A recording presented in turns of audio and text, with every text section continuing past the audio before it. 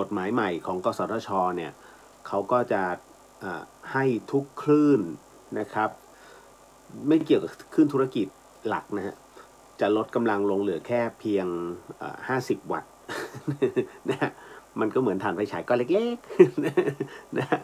ไม่เป็นไรหรอกครับถามว่ากระทบกระเทือนไหมของสถานีวิทยุนะแบบพระพุทธศาสนาบางทีมันก็ มันก็ดูแปลกๆนะครับเพราะว่าหลายท่านพยายามไฟท์ในเรื่องของให้ประเทศไทยนั้นมีศาสนาพุทธเป็นศาสนาประจำชาตินะครับจะสังเกตนะครับนะฮะแต่ไฟท์เท่าไหร่ก็ไม่เป็นสักทีนะฮะจนถึงปัจจุบันเนี่ยตั้งแต่ผมเกิดมาเนี่ยนะฮะเขาก็พูดกันอยู่เนืองๆว่าประเทศไทยเนี่ยประเทศไทยมันน่าจะเป็นศาสนาพุทธเป็นศาสนาประจำชาติเพราะว่าทุกชาติเนี่ยเขาจะระบุเลยว่าศาสนาอะไรซึ่งเป็นศาสนาประจำชาติสังเกตไหมฮะเวลาในแอตลาสในสมุดแผนที่มันก็จะมีธงประจำชาติและเขาก็จะมีประวัตินะครับแต่ประเทศไทยไม่ระบุ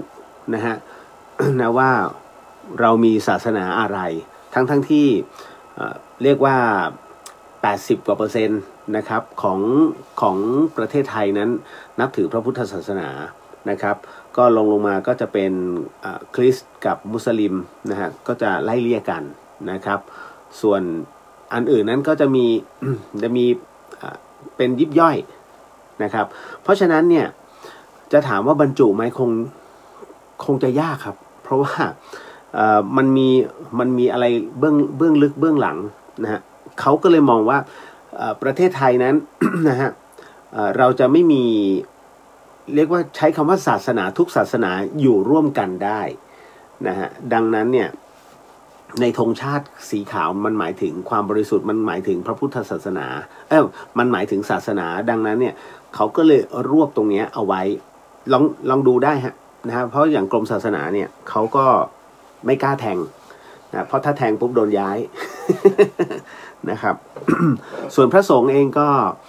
ก็พยายามนะฮะถ้าคือถ้าบางรูปเนี่ยท่านไฟท์ท่านแคร์นะฮะในเรื่องตรงนี้ท่านก็จะไฟท์เต็มที่แต่ถ้าท่านใดที่เรียกว่าทุกอย่างวางอุเบกขาเพราะว่ามันเกินกำลังนะฮะท่านบวชมาเพื่อหวังในส่วนของไปให้ถึงสุดทางฮะนั่นคือพระนิพพานท่านก็ไม่ยุ่งนะฮะก็มุ่งแต่ภาวนานะฮะเพราะฉะนั้นเนี่ยก็เลยอย่างที่เราเห็นนะครับมันไม่ไปไหนสักที นะฮะจริงๆแล้วพระพุทธศาสนาต้องบอกว่ามันไม่ได้เป็นพิษเป็นภัยนะฮะศาสนาทุกศาสนามันไม่ได้เป็นพิษเป็นภัยหรอกศาสนาคือคำสอนและหลักปฏิบัติไม่มีพิษภัยแต่คนที่ทำให้เกิดพิษภัยคือคนเข้าใจนะฮะ อันนี้เลยต้องบอกไว้ก่อนฉะนั้นสถานีวิทยุเนี่ยครับไม่ว่าจะเป็นของศาสนาไหนก็แล้วแต่จริงๆแล้วผมมองว่ามันเป็นประโยชน์ซะด้วยซ้ำเพียงแค่บางอย่างบางอย่างด้วยซ้ำนะฮะคือสถานีวิทยุเนี่ยของพุทธศาสนาไม่เคยบิดข่าวแต่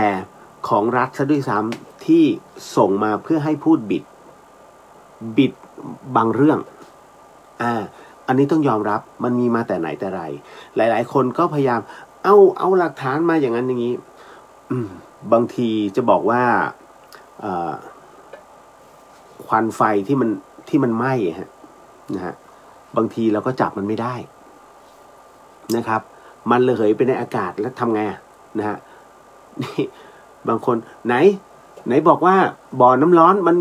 นมีฟองไหนหลักฐานนะฮะมีควันพุ่งจะจับควันของบ่อน้ำร้อนนั้นเอามาโชว์มันก็ไม่ได้นะฮะดังนั้นมันรู้กันอยู่แล้วว่าเป็นอะไรเมืองไทยจึงไม่ก้าวหน้าคุณสังเกตไหมฮะบางท่านอายุ60บางท่านอายุ70ท่านลองมองย้อนกลับมา70 ปีที่แล้วเป็นยังไงปัจจุบันยังเหมือนเดิมฮะเพราะมันถูกฝังลงไปในรากแล้วมันปรับยากมากจะเอานี่ไอ้นั่นเราจะต้องเป็นจำได้ไหมฮะเราจะต้องเป็นนิกในเรื่องอุตสาหกรรมเราจะต้องเป็นเสือตัวที่5 จนปัจจุบัน นะเวียดนามผมไม่ได้ว่าเวียดนามเขาไปไกลแล้วนะฮะเราจะสร้างอะไรที่ยื่นไปในทะเลเนี่ยประท้วงกรีนพีซมาประท้วงนะฮะทุกสิ่งอันมาประท้วงเวียดนามสร้างแล้วครับกระเช้าข้ามเกาะโอ้โหรายได้เข้าประเทศบึ้มบั้มบึ้มบั้มคือสร้างเนี่ยมันต้องมีสูญเสียบ้างแต่สูญเสียแบบไหนให้มันมีรายได้เข้ามาไม่ใช่เดี๋ยวทำลายถ้ามัวแต่ประท้วงเนี่ยมันก็จะอยู่ในยุคเดิมนี่คือเมืองไทย นะไม่เป็นไรก็เราก็วางอุเบกขาตามสเต็ปไปนะฮะเอาละฮะเดี๋ยว มาพูดคุยในเรื่องราวของวันนี้ก่อนจริงๆวันนี้ก็ไม่ได้มีแล้วเพราะว่าผมก็มัวแต่ใช้คำว่าหมกมุ่นแล้วกัน นะฮะมัวแต่หมกมุ่นในการตัดบทสวดมนต์คาราโอเกะก็จบไปแล้วหนึ่งนะฮะแล้วก็ส่งไปให้พระอาจารย์เดี๋ยวนะผมทำเนี่ยไม่ได้เงินนะฮะคือครูบาอาจารย์ท่านขอให้ช่วยนะครับก็เต็มที่นะครับยังเหลืออีก4 บทซึ่งโอ้โหสงสัยถ้าจะแยกคงไม่ได้นอนอีกหลายคืนนะ ผมประมาณ2 อาทิตย์นะฮะแต่ก็ต้องทำนะฮะเพราะรับปากเขาคือสัจจวาจาเป็นสิ่งสำคัญนะฮะคุณไม่ใช่ว่าอยู่ๆแล้วรับปากก็ไม่เป็นไรหรอกเดี๋ยวไม่ได้นะครับวันนี้ก็เลยทำบทสวดมนต์เนี่ยจบไปอีก1 บทแล้วก็เพิ่งจะส่งไปทางเมลให้กับครูบาอาจารย์ท่านนะครับก็เลยยังไม่ได้มีเวลาตามในเรื่องของช่างเขียนช่างวาดนะครับในเรื่องของปริศนาธรรมให้หลวงพระอาจารย์หลวงพ่อท่านนะหลวงพ่อศรีนวลที่วัดสันติธรรมเดี๋ยวก็พรุ่งนี้ฮะค่อยมาไฟท์กันใหม่จริงๆผมก็ต้องตัดต่ออีกเล็กอีก4โอ้โหยังเหลืออะไรเนี่ยธรรมจักร ยาวมากนะครับแล้วก็ต้องไปถ่ายตามวัดต่างๆด้วยไงเพื่อเอาเป็นฟุตเทจเอามาใส่ในตรงนั้นนะครับเอาล่ะวันนี้ยังคงมีคำถามเหมือนเดิมแล้วก็เป็นเรื่องราวที่หดหู่พอสมควรมากมายเลยทีเดียวฮะวันนี้ นะครับหลังจากที่จริงๆก็ไม่อยากเสพข่าวแต่ว่าเราชอบเปิดแล้วก็ให้มันเป็นเพื่อนแล้วเราก็ทำงานไปด้วยโอ้โหมันมีแต่เรื่องราวมากมายจริงๆนะครับก็วุ่นวายตามเหตุเชียงใหม่นั้นนะครับตอนนี้มีคนเข้ามาเรียกว่าไฟบินค้างเติ่งเนี่ย400 กว่าไฟคนมาเที่ยวที่จังหวัดเชียงใหม่ 60,000 กว่าคนนะฮะสุดยอดมากนะครับในส่วนของคลัสเตอร์โควิดก็พยายามจะควบคุมนะชาวเชียงใหม่ถ้าอยากจะรู้เรื่องราวข่าวสารของโควิดนะครับว่ามันไปถึงไหนเนี่ยถ้าจะอัปเดตนอกจาก CM108 แล้วนะครับให้เข้าไปที่เพจของสาธารณสุขจังหวัดเชียงใหม่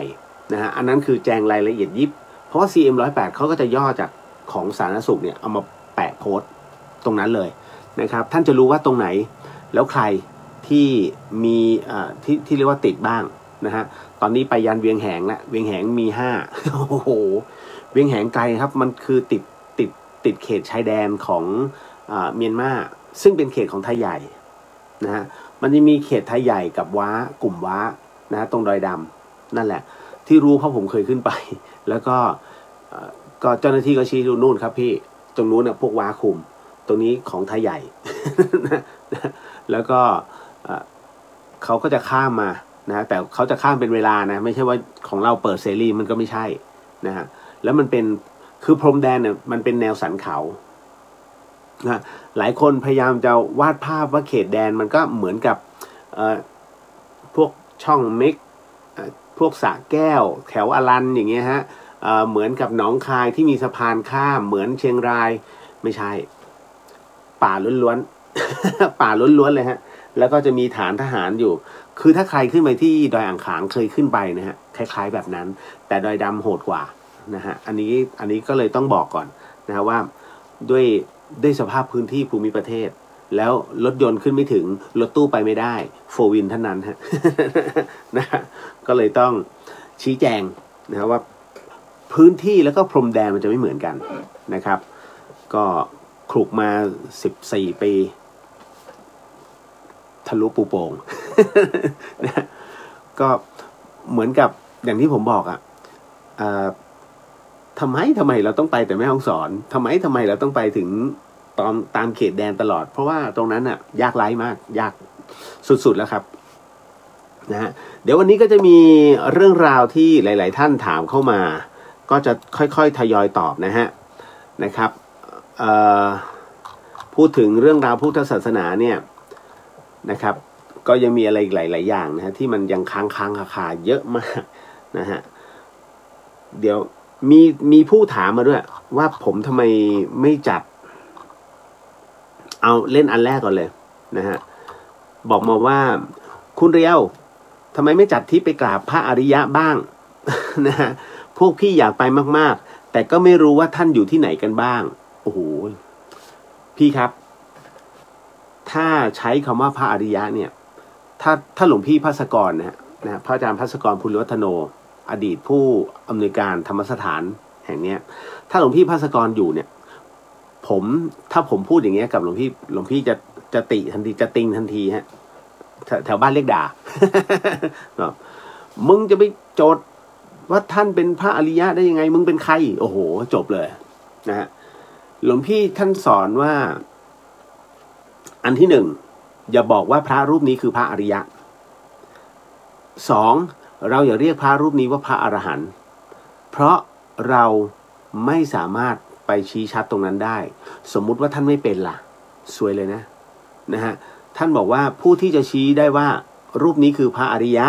รูปนี้คือพระอรหันต์ได้มีแค่พระองค์พระสัมมาสัมพุทธเจ้าเพียงพระองค์เดียวเท่านั้นฮะที่สามารถชี้ได้เรานั้นใช้คำประเภทนี้ไม่ได้แต่ผมเห็นเนี่ยใช้กันเป็นแถวพระอริยะบอกซวยเนี่ยคือใครที่โพสต์แล้วเขียนคำแบบนี้ถ้าไม่ชัวร์ไม่ชัดแล้วไม่ใช่อันนี้กรรมหนักนะฮะนะฮะเพราะฉะนั้นเนี่ยมันก็เลยท่านจึงให้ใช้คำว่าพระสุปฏิปันโนหรือว่าพระผู้ปฏิบัติดีปฏิบัติชอบแค่นั้นนะครับแล้วถ้าเป็นพระอริยสงฆ์จริงๆท่านจะรู้กันในหมู่สงฆ์เองว่ารูปนี้จบแล้วรูปนี้จบแล้วรูปนี้จบแล้วนะท่านจะไม่มายกกันนะฮะท่านจะรับรู้กันอะไรคือเป็นสิ่งที่เป็นตัวชี้วัดว่าพระรูปนี้คือพระอริยะอันนี้พูดถึงก่อนนะฮะผมจะไม่กล่าวว่ารูปใดรูปไหนคือพระอริยะแต่ว่าอันนี้หมายถึงว่าสงฆ์ต่างๆเนี่ย เขาจะรับรู้ว่าอ๋อรูปเนี้ยทำไมจึงเปรียบเสมือนเป็นพระอริยะแล้วหรือว่าท่านจบแล้วนั่นเพราะว่าธรรมะของท่านไม่ใช่แก่กว่านะฮะบางรูปเนี่ยภาวนาแล้วบอกว่าแก่กว่าแล้วเป็นพระอริยะอันเนี้ย ก็เท่าที่ฟังครูบาอาจารย์พูดกันท่านไม่ได้วัดตรงนั้นท่านวัดกันที่ธรรมท่านวัดกันที่ธรรมนะเวลาแสดงธรรมเนี่ยท่านจะรู้ทันทีว่าโอ้รูปนี้จบแล้วกับอีกประเภทหนึ่งก็คือว่าเวลาท่านเอาง่ายๆเวลาเข้าสมาธิแล้วชนกันอย่างเคยเกิดเหตุขึ้นก็คือที่เชียงใหม่เนี่ยนะฮะ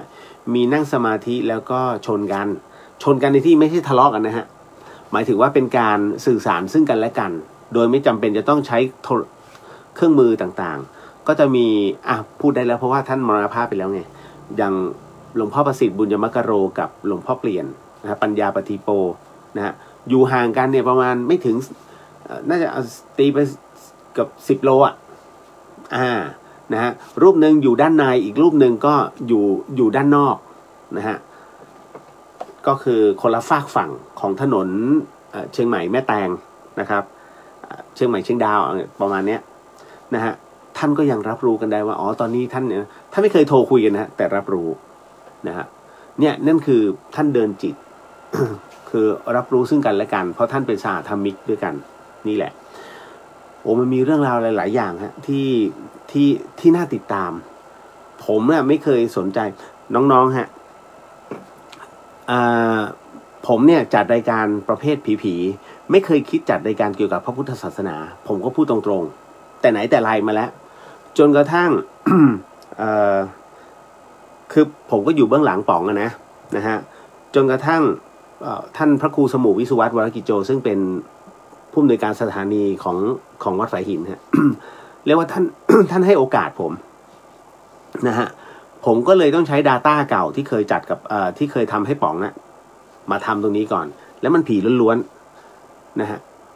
แล้วในขณะเดียวกันเมื่อจัดไปผมเจอครูบาอาจารย์มากมายเกิดนะฮะแล้วจากนั้นเนี่ยแล้วยิ่งเราอยู่ใกล้ชิดอย่างอาจารย์แม่ชีเพียงเดือนธนสารพิพิธนะครับแล้วก็ยังมีลูกศิษย์ท่านอีกพอสมควรผมเห็นเรื่องราวแปลกๆที่มันเกิดขึ้นในพระพุทธศาสนาก็พยายามจะหาคำตอบนะฮะซึ่งเราก็หาคำตอบแต่ว่ามันยังไม่สุดนะครับพอมันยังไม่สุดเนี่ยมันก็เกิดความสงสัยพอสงสัยเราก็ต้องสอบถามจากครูบาอาจารย์จึงรับรู้ว่าอ๋ออันนี้คือผู้ที่เขาปฏิบัติมาเรื่อยๆขยันปฏิบัติมาตลอดจนได้บางสิ่งบางอย่างซึ่งเป็นสิ่งที่เฮ้ยน่าตื่นตาตื่นใจมากเกิดอะไรขึ้นนั้นคงจะพูดไปไม่ได้หรอกเดี๋ยวมันดูออกเว่อร์นะฮะแล้วก็หลายคนบอกเดี๋ยวเราจะไปยกยอปอปั้นครูบาอาจารย์มันไม่ใช่แต่มันคือสิ่งที่เราเห็นถึงตรงนั้นเสร็จปุ๊บเนี่ยก็เลยค่อยๆแกะจุดเนี้ยนะครับมันเกิดขึ้นได้ยังไงเพราะเราอยากเป็นเหมือนท่านนะฮะก็เลยลองมาเรื่อยๆแล้วก็ได้ศึกษาตรงนี้มาเรื่อยๆนะฮะแล้วก็ได้พบกับครูบาอาจารย์มากมายนะพระสุปฏิปันโนเพียบถ้าผมเข้าไปกราบครูบาอาจารย์สายพระสุปฏิปันโนก็ร่วม100 กว่ารูปนะฮะที่ผ่านเข้ามาแล้วผมไปคารวะนะครับหลังจากนั้นเนี่ยถึงได้เริ่มมาดูหลวงพี่ภัสกรในเรื่องของการตอบปัญหาธรรมดูพระอาจารย์เชนท่านเสร็จปุ๊บเนี่ยมันก็เป็นประจวบเหมาะว่าบางครั้งที่ผมจัดรายการน้องเขาก็ถามมาบังเอิญว่าเฮ้ยสิ่งที่ถามมามันเป็น Data ที่ผมผ่านมาหมดเลยมันไม่ได้ยากจนเกินไปผมก็ตอบมากๆจนเราก็มองว่าถ้ามันเป็นเรื่องราวแบบนี้มันโดนไงคือมันเหมือนกับไปโดนน้องเขาโดนใจน้องเขานะฮะมันก็เลยทำให้ผมค่อยๆศึกษาตรงนี้ขึ้นมานะฮะแต่ว่าด้วยพระพุทธศาสนาเองเนี่ยสำหรับผมดูเป็นเรื่องน่าเบื่อนะเพราะว่ายังไม่เจอจุดที่มันพีคที่ว่าเฮ้ยจะต้องศึกษาในเรื่องของทำข้อนี้หมายถึงตรงนี้นะฮะและในส่วนของคือเยอะมันเป็นศัพท์มันเป็นศัพท์ของเป็นคำบาลีเข้าใจใช่ไหมฮะนะซึ่งทำไมไม่ใช้ภาษาไทยเหมือนกับภาษาศาลที่เขาใช้เป็นภาษาทนายเนี่ยทำไมไม่ใช้ภาษาชาวบ้านที่เข้าใจง่ายๆผมไม่ชอบอะไรซับซ้อนไงมันก็เลยทำให้เรามีความรู้สึกว่ามันไม่จำแต่ถ้าเป็นการกระทำปุ๊บเฮ้ยมันผ่านมาแล้วอันนี้เราผ่านมาแล้วนี่หว่านะฮะเพราะฉะนั้นเราก็เลยรับรู้แล้วว่าอันนี้คืออันนี้คืออันนี้นั่นแหละฮะมันก็เลยเริ่มจับจุดได้ทีละนิดนั่นเองผมจึงตอบคำถามหลายๆท่านได้อยู่เรื่อยๆนะเพราะว่ามันเป็นอะไรที่ผ่านมาแล้วนะครับผ่านมาแล้วก็อันไหนที่เราเคยติดนะฮะหรือว่าถามมาแล้วผมติดผมจะไปถามครูบาอาจารย์ต่ออีกทีหนึ่งก็จะมี Data แบบนี้ฮะอยู่เรื่อยๆแล้วผมก็จะสรุปย่อมาให้นั่นแหละครับนะเพราะว่าอย่างที่ผมบอกครูบาอาจารย์นั้นท่านเคารพธรรมนะฮะท่านไม่ได้วันนี้เป็นไงมั่งคะหลวงปู่สบายดีไหมคะโอ้ไม่สบายกูไม่มานั่งตรงนี้หรอก นะเพราะฉะนั้นเนี่ยเวลาคุยกับพระคุยเรื่องธรรมะคุยยาวคุยยันมืดยังได้เลยแต่ขอให้เป็นธรรมะคือเป็นการสนทนาและข้อแลกเปลี่ยนเพราะว่าท่านจะแก้ข้อสงสัยคำถามของเราคือกุญแจเลยนะฮะคือบางทีเนี่ยเราถามไปท่านจะรู้ว่าไอ้นี่หลอกถามไอ้นี่ถามเล่นๆโอ้ไอ้นี่มันติดจริงๆเว้ยมันสงสัยจริงๆเว้ยท่านก็จะแก้ให้ถ้าไหนที่ท่านรู้ว่าไอ้เนี่ยมันติดจริงๆไม่ใช่มาหลอกถามเอาความรู้นั่นนะฮะท่านก็จะพูดเลยแต่ถ้าไปหลอกถามเพื่อเอาความรู้ถ้าท่านเมตตาท่านก็ตอบนะฮะแต่ท่านเบื่อขี้เกียจท่านก็ไล่กลับ มีเยอะเพราะพระปฏิบัติเนี่ยท่านรู้วาระจิตเป็นเรื่องปกตินะฮะพอเข้ามาปุ๊บรู้แล้วว่าคนนี้จะถามอะไรเพราะวาระจิตมันตั้งอยู่นะฮะท่านก็จะอ่านปุ๊บท่านบางทีท่านเทศเลยอย่างพระอาจารย์เปลี่ยนเนี่ยฮะยังไม่ทันอ้าปากถามเลยพระอาจารย์ท่านเทศในเรื่องที่เราตั้งใจจะถามนั่นแหละครับ โอ้สุดยอดมากนะแล้วผมจึงมารู้ว่า เรื่องของอภิญญาประเภทเนี้ยมันจะได้ตามวาระของการปฏิบัติจริงๆนะเพราะฉะนั้นในเรื่องของพวกฌานสมาบัติเนี่ยใช่เลยอาจารย์แม่ชีเพียงเดือนไม่รู้ภาษาอังกฤษถามน้องๆที่เป็นลูกศิษย์ท่านได้ท่านไม่รู้นะฮะแล้วก็ไม่รู้ภาษานกด้วยที่พี่เลียวพูดนี้หมายถึงยังไงอาจารย์แม่ชีคนนี้รู้ภาษานกหรือเปล่าตอบไม่ได้เพราะว่าเวลานกมันมาที่ธรรมสถานเนี่ยท่านคุยกับมันรู้เรื่อง อันนี้เรื่องจริงผมก็งงมากนะฮะแล้วก็ฝรั่งมาถามบางทีอาจารย์แม่ชีก็ไม่เคยรู้ภาษาอังกฤษแต่ท่านสามารถสื่อสารให้ฝรั่งเข้าใจในเรื่องของการปฏิบัติได้มันเป็นเรื่องที่แปลกฮะ นะฮะขออนุญาตทักทายก่อนเนาะแล้วเดี๋ยวไปตอบไปแล้วหนึ่งเรื่องราวนะเพราะฉะนั้นจำไว้นะฮะอย่าไปเรียกตรงไหนที่ไปเรียกท่านเป็นพระอริยะเพราะเราอย่าไปฟันธงท่านนะครับเพราะเดี๋ยวบางทีท่านได้ยินปุ๊บจะถูกด่านะครับเราเป็นพระธรรมดาไม่ใช่พระอริยะประมาณนี้จะจัดไหมเอาจริงนะฮะผมไม่ใช่เป็นผู้ที่ทำบริษัททัวร์เพราะฉะนั้นผมจะไม่มีใบนะฮะพวกใบพรมิสต่างๆเนี่ยนะครับไม่มีแต่น้องเนี่ยนะฮะซึ่งเขาเรียกว่าเรียนจบทางด้านไกด์อันนี้เขามีถ้าจะทำก็ต้องทำกับน้องเขาเพราะน้องเขามีใบนะฮะนั่นน่ะถ้าอย่างเงี้ยทำได้แต่ว่าถ้าโดยส่วนตัวให้ผมทำคงไม่ไหว ผมยังไม่รู้ไปเริ่มไปจัดจากกรุงเทพเหรอ นะต้องถามว่าคณะพี่อยู่ที่ไหนฮะถ้าเกิน20 คนมาคุยกัน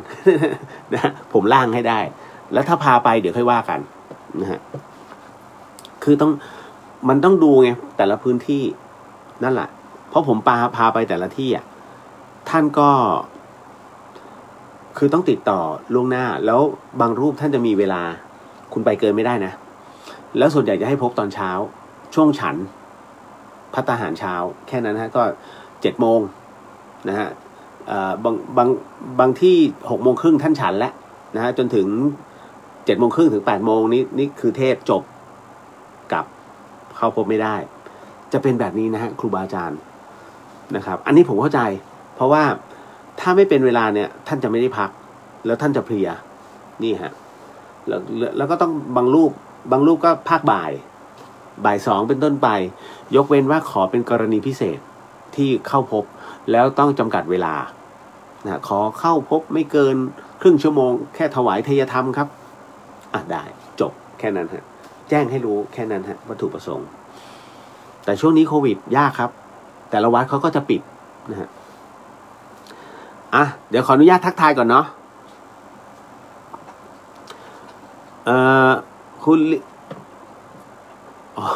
ไม่ตาผมจะหลุดเพราะว่าวันนี้น้องมูมู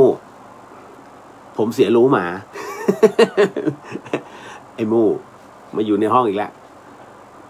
ช่วงเย็นนะฮะเขาจุดพลุแล้วผมจอดรถพอดีเขาก็วิ่งมาคือวิ่งมาพอผมเปิดจะเอาของมันพุ่งขึ้นรถผมว่ามูลงมาคือมันกลัวพลุเราก็เข้าใจบอกมาไปรู้แล้วว่ามึงต้องการความต้องการมึงอะไรก็เลยพาเขามาในห้องคือเขาจุดพลุอยู่แค่ช่วงเดียวฮะจนบัดนี้มันยังไม่ออกเลย ไปมู่ออกไม่ออก คือมันอุ่นใจอันนี้ผมเข้าใจอารมณ์นี้ของหมานะไม่ใช่ผมเข้าใจหมาเพราะผมใจหมาไม่ใช่นะ เข้าใจมันนะฮะรับรู้ถึงอาการคุณลิลลี่สวัสดีครับพี่เลี้ยวสวัสดีฮะคุณย่าสโนหมาแววคุณเลี้ยวสวัสดีค่ะคุณย่าไม่ไหวก็พักนะฮะ คุณย่าบอกฟังคุณเลี้ยวไม่เคยจบ หลับทุกทีนะฮะคุณปฐมพรสวัสดีค่ะสวัสดีฮะคุณกุ้งสวัสดีค่ะคุณเลี้ยวสวัสดีฮะคุณกุ้งนะครับแล้วก็คุณนัทสวัสดีวันอังคารค่ะคุณเลี้ยวสวัสดีครับมาละสวัสดีวันอังคารพรุ่งนี้สวัสดีวันพุธ ผมจะมีไลน์กลุ่มอะไรมากมายนะเพราะผมคือตอนนี้ผมปวดหัวคือผมจะไม่ชอบที่ส่งเป็นดอกไม้เข้าใจใช่ไหม สวัสดีวันจันทร์สุขสันต์วันอังคารนะฮะแฮปปี้เดย์วันพุธ อะไรพวกนี้แล้วครอบครัวเนี่ยมันมีไลน์ครอบครัวส่งทุกวันยิ่งเราไม่ชอบยิ่งส่ง เป็นเฉพาะเวิร์ดไม่เป็นไรนะฮะหมายถึงว่าอันนี้เขาส่งแบบรูปดอกไม้ดอกเฟื่องฟ้าอะไรเงี้ยดอกกล้วยไม้แก่แล้วแก่ผมก็พิมพ์จะแก่ไปถึงไหน นะฮะพี่สุวรรณยาสวัสดีค่ะนะฮะคุณจ้าเอ๋สวัสดีค่ะสวัสดีฮะจ้าเอ๋ครับผมนะฮะคุณชยาสวัสดีค่ะรายงานตัวค่ะสวัสดีครับนะฮะสวัสดีครับน้องแหม่มนะฮะสวัสดีครับพี่เรียวสวัสดีฮะพี่สุสวัสดีค่ะน้องเรียวแล้วก็ทุกท่านแฮปปี้เบิร์ธเดย์นะครับพี่นะกุ๊บกิ๊บทักทายพี่เรียวสวัสดีครับนะฮะครูสุนทรสวัสดีครับสวัสดีฮะครูสุนทรหายไป1 อาทิตย์อ๋อใช่ฮะเพราะว่าเดินทางเป็นช่วงเดินทางแล้วก็มีภารกิจที่ต้องสะสางเดี๋ยวจะมีหายอีกสัปดาห์หน้าเพราะผมลงกรุงเทพวันจันทร์ทำฟัน แก่แล้วฟันแตก นะฮะก็มีนัดทำฟันวันจันทร์อังคารลงกรุงเทพเพราะว่าวันพฤหัสผมต้องพาคุณแม่ไปโรงพยาบาลวชิระที่กรุงเทพครับนะฮะแล้วไม่แน่ใจว่าจะอยู่ยาวจนถึงงานหลวงพี่ท่านหรือจะต้องขึ้นมาก่อนแต่คิดว่าน่าจะขึ้นมาก่อนนะฮะคุณรายไทยรัตนาสวัสดีค่ะคุณเลียวสวัสดีครับผมนะฮะพี่ขวัญตาสวัสดีค่ะน้องกุ๊บกิ๊บคุณแม่หนูฝากคำถามค่ะเรื่องมีอยู่ว่ามีเพื่อนบ้านไม่เคยรู้จักกันมาก่อนลูกเขารับราชการแต่เงินเดือนเหลือน้อยมากค่ะไม่เอาเงินเดือนให้แม่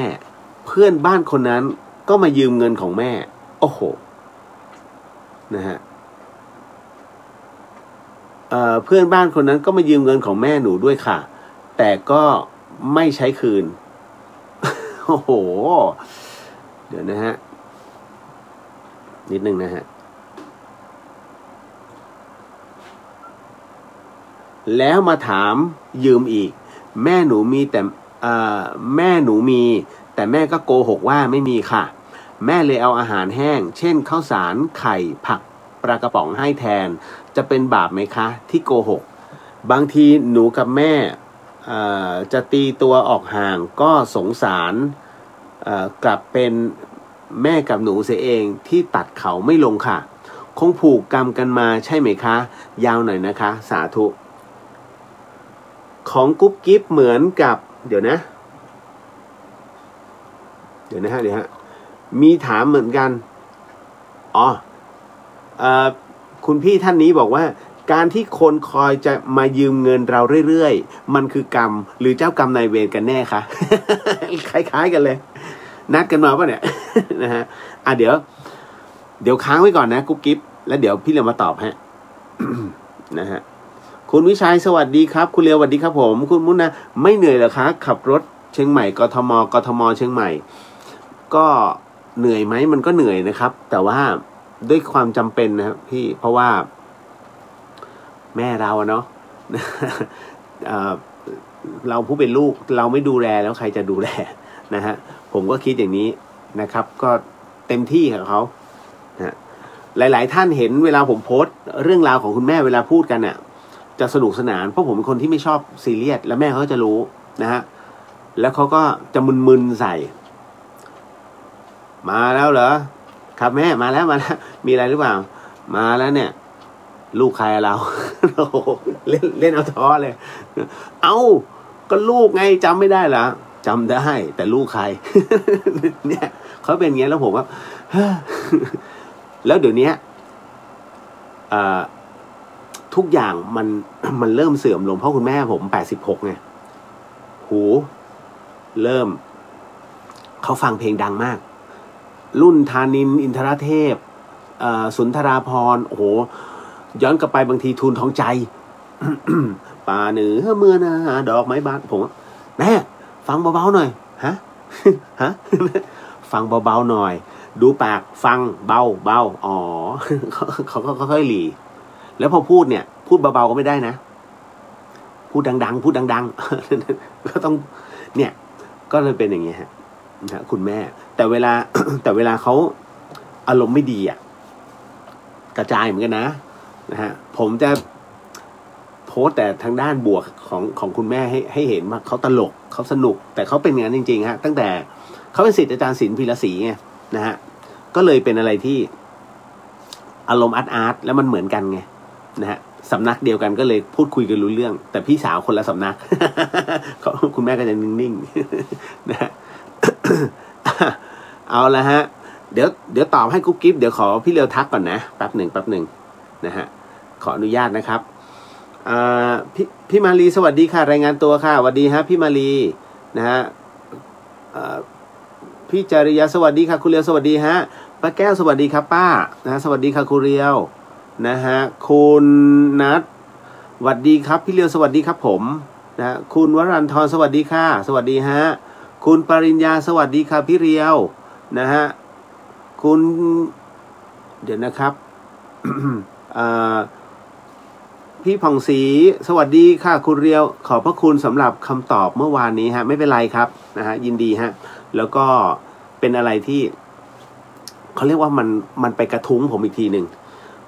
เรื่องบางเรื่องบางทีมันลืมนะฮะแล้วก็พอได้คุยกับหลวงพ่อท่านหลวงพ่อกระทุ้งอีกรอบหนึ่งมันก็เลยฟื้นขึ้นมาคราวนี้ก็เลยรวบได้นะฮะน้องแอนสวัสดีครับพี่เลียวสวัสดีครับผมนะต่อบอกว่าดีครับอ้ายแล้วก็ญาติธรรมทุกท่านครับสวัสดีฮะคุณจิตรณชาต่อพี่เลียวนำส่วนของต่อมาสมทบทุนในเรื่องของทาสีอุโบสถด้วยนะครับบอกไว้ก่อนนะคุณจิตรณชาสวัสดีค่ะคุณเลียววันนี้ยุ่งหัวฟูแน่ๆใช่ไหมคะวันนี้มูมูมานอนข้างๆอีกไหมมันนอนตรงนู้น มันนอนทางด้านเตียงนอนผมนะฮะ ก็อยากบอกว่าหัวข้อวันนี้เกี่ยวกับมูมู ใช่ครับเพราะว่าวันนี้มันจะมี2เรื่องนะฮะก็คือในเรื่องของการยืมเงินเหมือนทุกคนประสบปัญหานะฮะว่ามีคนเข้ามายืมเงินอยู่เรื่อยๆนะครับแล้วบังเอิญว่ากุ๊บกิ๊บก็ส่งเล่นส่งมาตรงนี้แล้วก็อันเนี้ยก็มีท่านหนึ่งก็ส่งมาแต่จริงๆแล้วในอินบ็อกซ์มันมีลักษณะคล้ายๆกันแบบทวงไปแล้วเขาไม่คืนอะไรอย่างนี้เป็นต้นนะฮะวันนี้ก็เดี๋ยวก็จะมาพูดกันในเรื่องราวแบบนี้นะฮะท่านบอกว่าผมกำลังสวดมนต์เดี๋ยวมาแจมครับพี่เลียวยินดีครับนะฮะคุณณัฐศิษย์สวัสดีครับพี่เลียวสวัสดีครับนะฮะคุณจัญญาสวัสดีค่ะคุณเลียวสวัสดีฮะพี่อุทิศสวัสดีค่ะคุณเลียวขออนุญาตเรียนค่ะท่านที่สนใจฟังธรรมบรรยายของพระอาจารย์คเชนติดตามได้ที่เพจยุวพุทธนะฮะเมื่อ2วันก่อนความยาว4ชั่วโมงนะฮะก็ติดตามได้ครับเพราะว่าพระอาจารย์คเชนท่านจะสอนหมดเลยในเรื่องของการทำกรรมฐานด้วยนะครับแล้วก็ ในเรื่องของการตอบปัญหาธรรมด้วยแต่ตอบปัญหาธรรมจะอยู่หลังๆนะครับอันนี้บอกไว้ก่อน พี่อุทิศขอโหสิฮะลืมส่งรูปหลวงพี่ให้เดี๋ยวขออนุญาตนะแล้วเดี๋ยวผมส่งให้แล้วกันนะฮะสวัสดีค่ะน้องเบนสวัสดีครับผมนะฮะคุณพัชพลสวัสดีครับพี่เลียวพรุ่งนี้ผมจะทำบุญวัดดอนจันทร์ครับโอ้โมทนาสาธุครับนะฮะก็มาถึงขจรศิลป์สวัสดีครับพี่เลียวสวัสดีครับผมคุณพิมพ์ดาวบอกว่าสวัสดีค่ะทุกท่านสวัสดีครับนะฮะคุณแม็กบอกว่าทักทายครับพี่เลียวครับผมทักทายครับผมแม็กวัดดีคุณพี่ แหมมาไม่เหมือนใครครับผมนะฮะคุณกนิกาสวัสดีค่ะสวัสดีครับผมคุณเบนคุณยายก็เป็นเหมือนคุณแม่พี่เลียวค่ะเวลาไปหาคุณยายก็จะเรียกว่าคุณพี่ไปไหนมาคะ สบายดีนะคะโอ้ยรีบลงไปกราบแทบไม่ทัน ตอนนี้คุณยายเสียแล้วค่ะนะฮะคือคุณแม่เขาจะอารมณ์ประมาณนี้แล้วก็เขาจะต้องมีคือถ้าผมอยู่ผมจะแย่เขา เขาก็จะสนุกเฮฮาจะเป็นเพื่อนนั่งคุยนะแม่เขาก็บอกลูกไปแล้วแม่ก็นอนแงแก่อยู่ นะแล้วเขาก็มีหนังสือจะเห็นนะฮะเขาจะมีหนังสืออ่านหน้านั้นนะฮะมากี่เที่ยวก็อ่านหน้าเนี้ย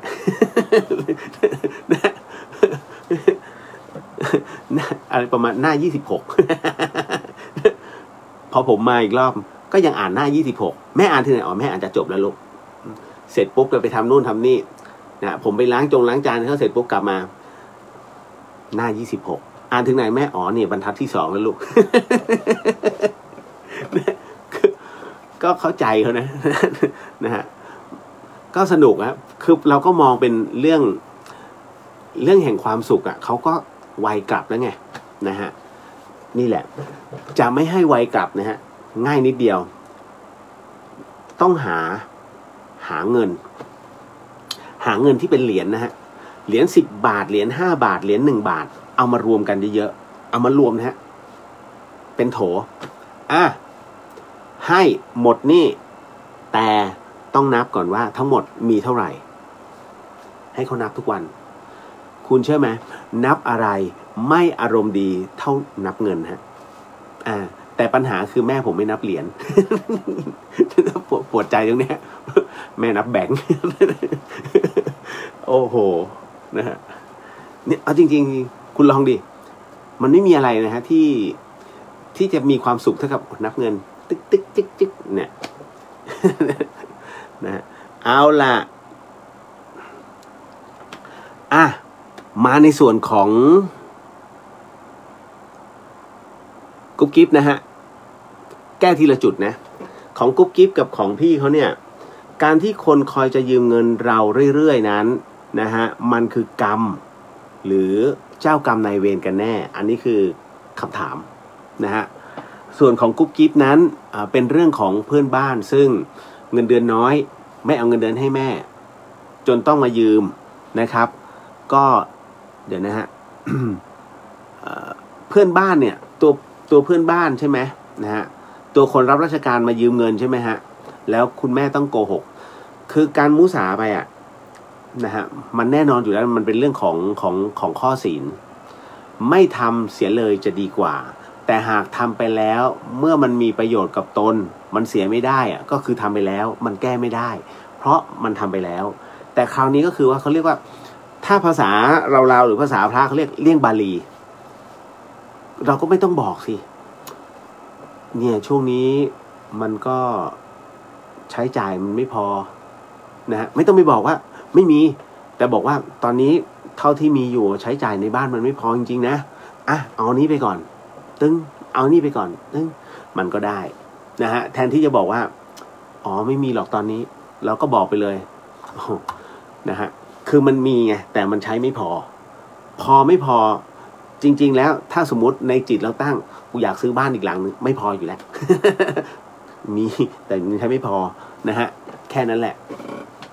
ทุกอย่างก็จะไม่มุสาแต่เราบอกไม่หมดไงนะฮะเขาเรียกเลี่ยงบาลีแต่มันถามว่าผิดศีลไหมไม่ได้ผิดนะเราไม่ได้บอกว่าไม่ให้นะฮะเพราะไม่อยากให้มึงไม่คืน อันนี้ก็ตรงไปนะอันนี้อาจจะภัยถึงตัวนะครับเพราะฉะนั้นนะฮะถามว่าผิดไหมตรงนี้ในเรื่องของข้อศีลผิดก็ต่อได้นะฮะคือการผิดศีลนั้นถามว่าเป็นพิษเป็นภัยไหมกับอันเนี้ยแม้ไม่เป็นพิษเป็นภัยแต่มันก็ทำให้รู้สึกผิดเห็นไหมตรงนี้มันกลายเป็นเรื่องที่เรารู้สึกผิดทั้งคู่แต่ในขณะเดียวกันเราบรรเทาโทษตรงนั้นไปแล้วด้วยการนำของแห้งอะไรพวกนี้นำให้เขาแทนนะก็ถือว่าไม่ผิดสักเท่าไหร่เขาเรียกว่าเปลี่ยนค่าเป็นของเปลี่ยนค่าเงินให้เป็นของแล้วมอบให้ไปนะเพื่อประทังนะครับอันนี้ไม่ต้องเป็นกังวลนะครับในเรื่องนี้นะครับเอาละแล้วก็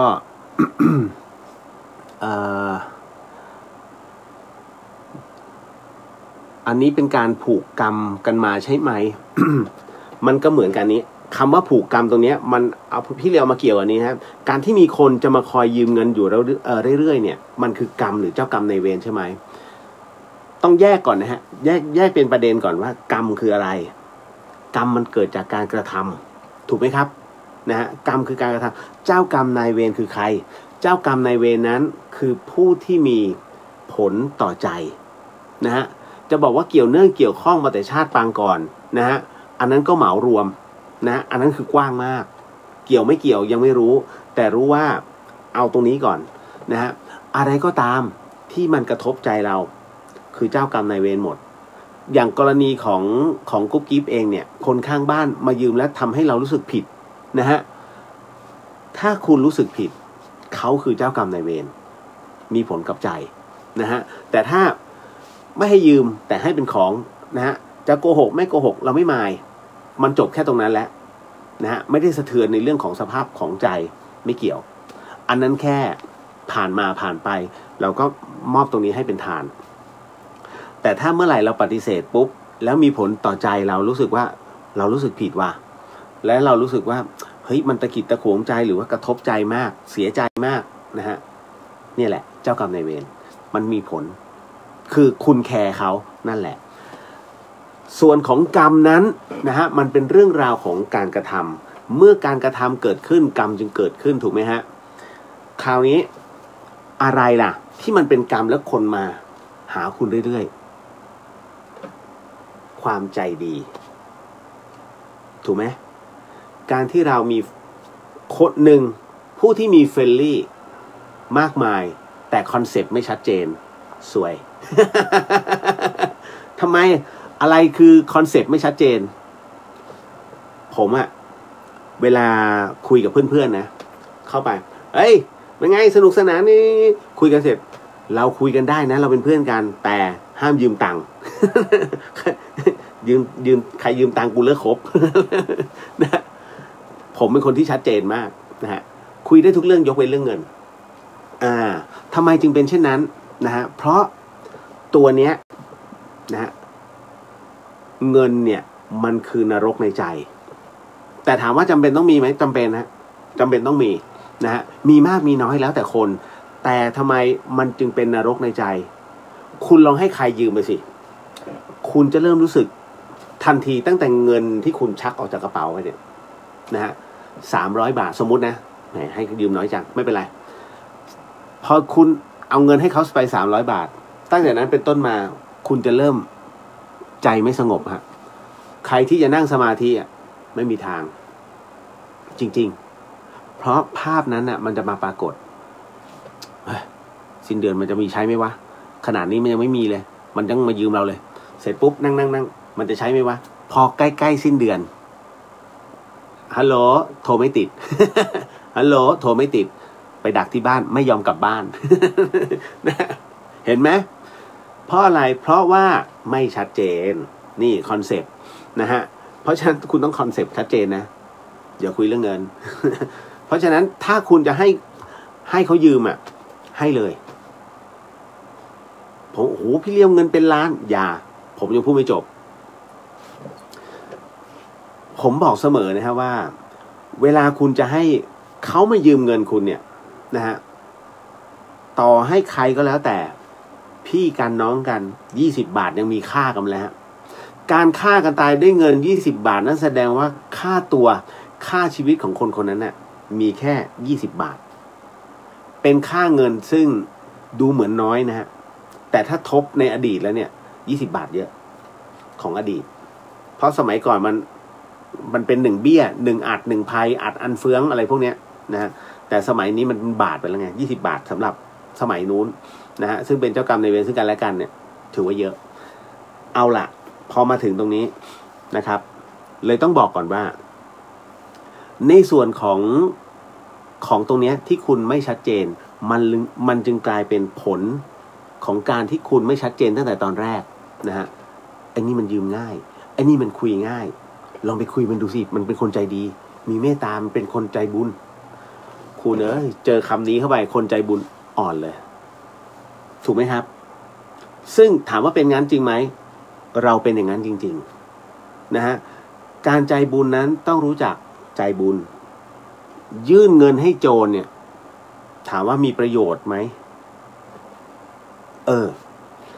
ยื่นเงินให้โจรกับยื่นเงินให้เป็นกองทุนสำหรับเด็กยากไร้ไปเรียนต่อลูก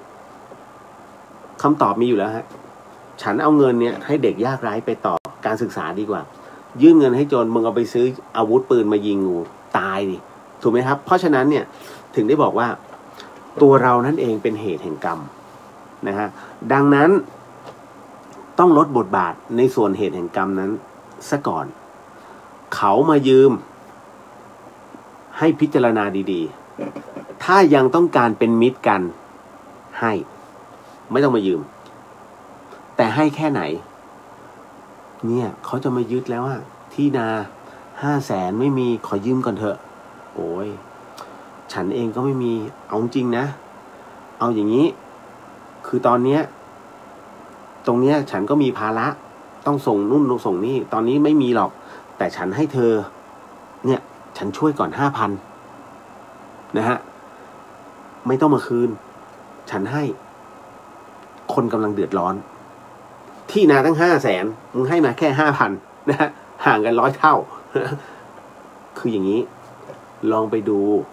คนอื่นๆก่อนนะเขาก็มีเยอะแยะแต่ตอนนี้ด้วยปัญหาแบบนี้ฉันก็แย่แต่ฉันพอจะมีเจียดให้เธอเลยเพื่อนกันช่วยกันนะฮะเอาไปก่อนนะเอาไหมฮะเอากำขี้ดีกำตดถูกไหมฮะ5,000นี่500บางทียังเอาเลยนะครับเพราะอะไรเพราะว่าคนเมื่อหมดหนทางแล้วเนี่ยแค่นี้ก็เอาพอเมื่อรับไปแล้วเนี่ยถามว่าเขาจะมายืมซ้ำสองไหมที่ยืมไปตอนนั้นเนี่ยที่เธอให้มา5,000มันไม่พอขอยืมอย่างนี้คือเรื่องหน้าด้านจริงๆฮะเพราะฉะนั้นจะไม่มีซ้ำสองถ้าคนเห็นเราเป็นเพื่อนนะจะไม่มีซ้ำสองแต่ถ้าพร้อมที่จะตัดคำว่าเพื่อนออกจากสารระบบของเขาคือเมื่อยืมแล้วต้องหนีทันทีอันนั้นเขาจะมาทวงเราซ้ำสองให้ดูปฏิกิริยาแบบนี้เอาไว้ฮะถ้าสมมุติว่าเพื่อนท่านน่ะมายืมซ้ำสองไม่ต้องคบอันตรายเพราะเขาเตรียมลบเราออกจากสารระบบเพื่อนนะเขากำลังจะนำความทุกข์มาให้เราทันทีเพราะอะไรเงินเข้าปากช้างแล้วอ้อยเข้าปากช้างขายไหมล่ะไม่มีทางนะครับโอ้โหคือทุกวันเนี่ยเงินเดือนยังแค่นี้2 คนผัวเมียเลยเงินเดือนยังแค่นี้ยังไม่พอใช้ยังต้องมาเบียดเบียนมายืมตัวนี้อีกแล้วถามว่าเดือนต่อไปขนาดเดือนนี้ยังไม่พอใช้แล้วเดือนหน้าล่ะเอาตรงไหนมาเจียดเงินนี้มาใช้ไม่มีทางจริงๆนะฮะคุณจะได้เป็นเบี้ยหัวแตกถามว่าครบไหมคนที่ยืมเงินไปแล้วใช้เงินกลับมาครบเนี่ยคุณโชคดีมากส่วนใหญ่แล้ว70%คืนไม่ครบเขาแค่ขอยอดนะฮะยกเว้นพวกทวงหนี้ ไอ้นั่นเขาเรียกทวงเงินด้วยปืนอันนั้นน่ะครบแถมดอกด้วยแต่ถ้าเพื่อนกันไม่ครบหรอกนะฮะมันเป็นเรื่องจริงๆที่เกิดขึ้นในสังคมปัจจุบันหรือจะเถียง นะฮะเพราะฉะนั้นตรงนี้นี่เองครับนะถึงได้บอกว่ามันเป็นที่ตัวเราเพราะฉะนั้นเราต้องรู้จักตั้งรับด้วยสภาพเศรษฐกิจแบบนี้มันจะเข้ามาอยู่เรื่อยๆนะฮะผมเจอน้องคนหนึ่งถูกเพื่อน4 คนยืมตังค์เขาผมถามว่าแล้วทำไมเราให้ยืมเพื่อนกันตัวดีเลยเพื่อนกันเนี่ยคำว่าเพื่อนเขาเรียกว่าเป็นบ่อกเกิดแห่งความเมตตาเพื่อนกันเราคบกันนี่นู่นนั่นผมพูดในรายการนี้ทุกครั้งทุกปีนะดีไม่ดีเกือบพูดทุกเดือนด้วยเรื่องของการให้เงินยืมกันเนี่ยผมจะบอกว่าอย่าให้ยืมถ้าให้เลยให้ปุ๊บเนี่ยคุณนอนหลับทันทีไม่ต้องมาพะวงแล้วมันจะมีให้ไหมวะถึงเวลาแล้วไม่เห็นมาเลยเครียดทำอะไรไม่ได้เลยครับเพราะคุณมัวแต่ไปคิดตัวจิตของคุณไปหมกมุ่นกับตรงนั้นเพราะเงินมันซื้อได้ทุกอย่างผมถึงเคยยกตัวอย่างไงว่าระหว่างเงินกับรถเขาให้ยืมรถแต่ไม่ให้ยืมเงินแปลกไหมเพราะอะไรเพราะว่าเงินน่ะมันบันดาลทุกอย่างเราคุ้นเคยนะกับคำนี้เงินเนี่ยมันบันดาลได้ทุกอย่างแต่ รถนั้นมันเกิดจากเงินที่เราบันดาลขึ้นมาเมื่อเราซื้อความต้องการไปที่จบแล้วฮะความต้องการนะตรงนั้นเห็นไหมแต่คราวนี้อีกคนนึงต้องการของมันบ้างแต่มันไม่มีเงินมันจะมายืมเราแต่ในขณะเดียวกันอยากขอยืมรถด้วยอ่ะมึงเอารถไปแต่ไม่ให้ยืมเงินเห็นไหมเพราะอะไรเขาก็อยากได้เหมือนกันแต่พอยืมรถไปเนี่ยมันไม่ใช่รถเขาไงเขาก็ต้องเอามาคืนถูกไหมครับนี่แหละแต่ถ้าเงินยืมไปยังไม่คืน รถมันยังทวงกันได้แต่เงินยากนะฮะมันถูกใช้ไปแล้วไงนะครับ เห็นไหมความต่างมันอยู่ที่เห็นกันชัดๆนี่แหละจึงสอนเทคนิคเอาไว้ส่วนคนที่ให้เงินยืมไปแล้วเนี่ยนะครับนะฮะอันเนี้ยบอกตรงๆผมคือมีทนายแนะนำว่าให้มีเรื่องกับเขานะให้มีเรื่องกับเขามันก็จะมีเคสเป็นเคสตัวอย่างนะยืมเงินไป 20,000 บาทเพื่อนกันนะเป็นเพื่อนกันแล้วไม่ยอมใช้ปรากฏว่าเพื่อนคนเนี้ยไปทวงแล้วทวงอีกจนแบบฟิลขาดอ่ะคือความเป็นเพื่อนไอ้น้องไอ้นั่นเขาเตรียมตัดอยู่แล้วแหละเพราะเงิน 20,000เนี่ยมันยืมไปกูไม่คืนอยู่แล้วไม่มีจะคืนเพราะกลัวไปเที่ยวหมดแล้วส่วนเพื่อนเนี่ยต้องการเงินเนี่ยเพื่อเอามาให้แม่ก็เลยทะเลาะกันเรียกว่าไปตบเป็นถึงที่ตบเลยฮะตบถึงที่เรื่องขึ้นศาลไม่เรื่องถึงโรงพักปรากฏว่าคือเวลาเขายืมกันน่ะคุณทำสัญญาไหมน้อยคนรู้จักกันเพื่อนกันเนี่ยส่วนใหญ่ไม่ทำสัญญานะฮะแต่คราวนี้ปรากฏว่าพอเขาตบกันเนี่ยมันจะต้องไปลงบันทึกประจำวันจะทำเป็นคดีความหรือว่าเอาแค่ลงบันทึกทั้งหมดได้หมดปรากฏว่าเขาก็เขียนในตัวบันทึกประจำวันว่าเนื่องจากสาเหตุว่าที่ตบนั้นเพราะคนเนี้ยยืมเงินจำนวน 20,000 บาทไปแล้วไม่ใช้คืนจึงบันดาลโทสะให้เกิดเรื่องราวในครั้งนี้ยอมรับผิดทุกประการปรากฏว่านั่นมาอ่านสำนวนเสร็จปุ๊บใช่ในเรื่องของการแบบเขายอมรับและอ่านไม่หมดเซ็นไปด้วยเรียบร้อยเลยฮะกระดาษที่ลงบันทึกเนี่ยประจำวันเป็นหลักฐานอย่างดีว่าเขายืมเงินแล้วเขายืมเงินจริง 20,000 บาทเพราะมันถูกเขียนไปแล้วฮะว่าที่ตบสาเหตุเพราะยืมเงิน 20,000 บาทไปนั้นแล้วไม่ใช้ตรงนี้แหละครับเมื่อเขาเซ็นว่ามันเป็นเรื่องจริงก็คือเซ็นสารภาพเช่นกันทนายบอกว่านี่คือหลักฐานนะครับอีกอันหนึ่งซึ่งสามารถนำเข้าแจ้งความได้เห็นไหมเสียตบ500แต่ได้เงินคืน 19,500 อันนี้พูดให้ฟังเฉยๆนะครับแต่ไม่ได้ให้กระทำคือมันมีเคสแบบนี้เกิดขึ้นนะครับเพราะฉะนั้นที่ผ่านมาคงจะทำอะไรไม่ได้แต่ว่าครั้งต่อไปนะฮะก็เลยต้องบอกก่อนฮะว่าครั้งต่อไปถ้าอยากจะต้องให้ใครยืมจงพิจารณาดีๆนะฮะวังด้วยประการราชนี้เพราะฉะนั้นคนที่มายืมเงินเนี่ยมันเป็นเรื่องของกรรมหรือเจ้ากรรมนายเวรไหมตอบได้ทั้งสองแบบนะฮะอันนี้เก็ตนะกุ๊บกิ๊บนะครับต่อมาคุณวิชัยสวัสดีครับคุณเรียกสวัสดีฮะนี่ไปแล้วนะฮะคุณนัทว่าแซวเล่นๆแก่เฉย แก่เฉยกุ้งบอกว่าเหมือนคำว่าเจตสิกเลยค่ะสำหรับกุ้งนั้นธรรมะที่เรายังไปไม่ถึงตอนนั้นอ่านยังไงก็ได้แค่เข้าใจนะฮะแต่ไม่เข้าถึงตอนที่คุณเลียวบอกเป็นคำตอบคือเจตสิกสรุปเจตสิกเป็นยังไงเนาะกุ้งเคยฟังผ่านๆว่าเดี๋ยวนะฮะว่าเป็นสิ่งที่เกิดขึ้นพร้อมกับจิตคือไปอ่านก็แค่เข้าใจในความเป็นภาษาเท่านั้นจนกระทั่งวันนั้น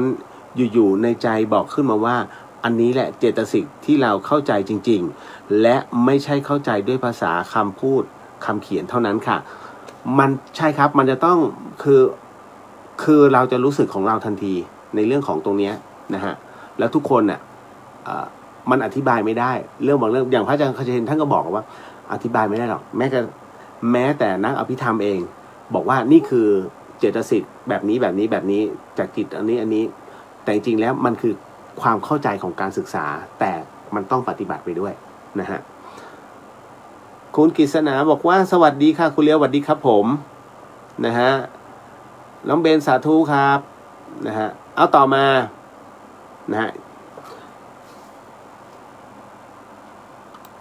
มีเรื่องของอันนี้เดี๋ยวนะการเกิดอาการชัก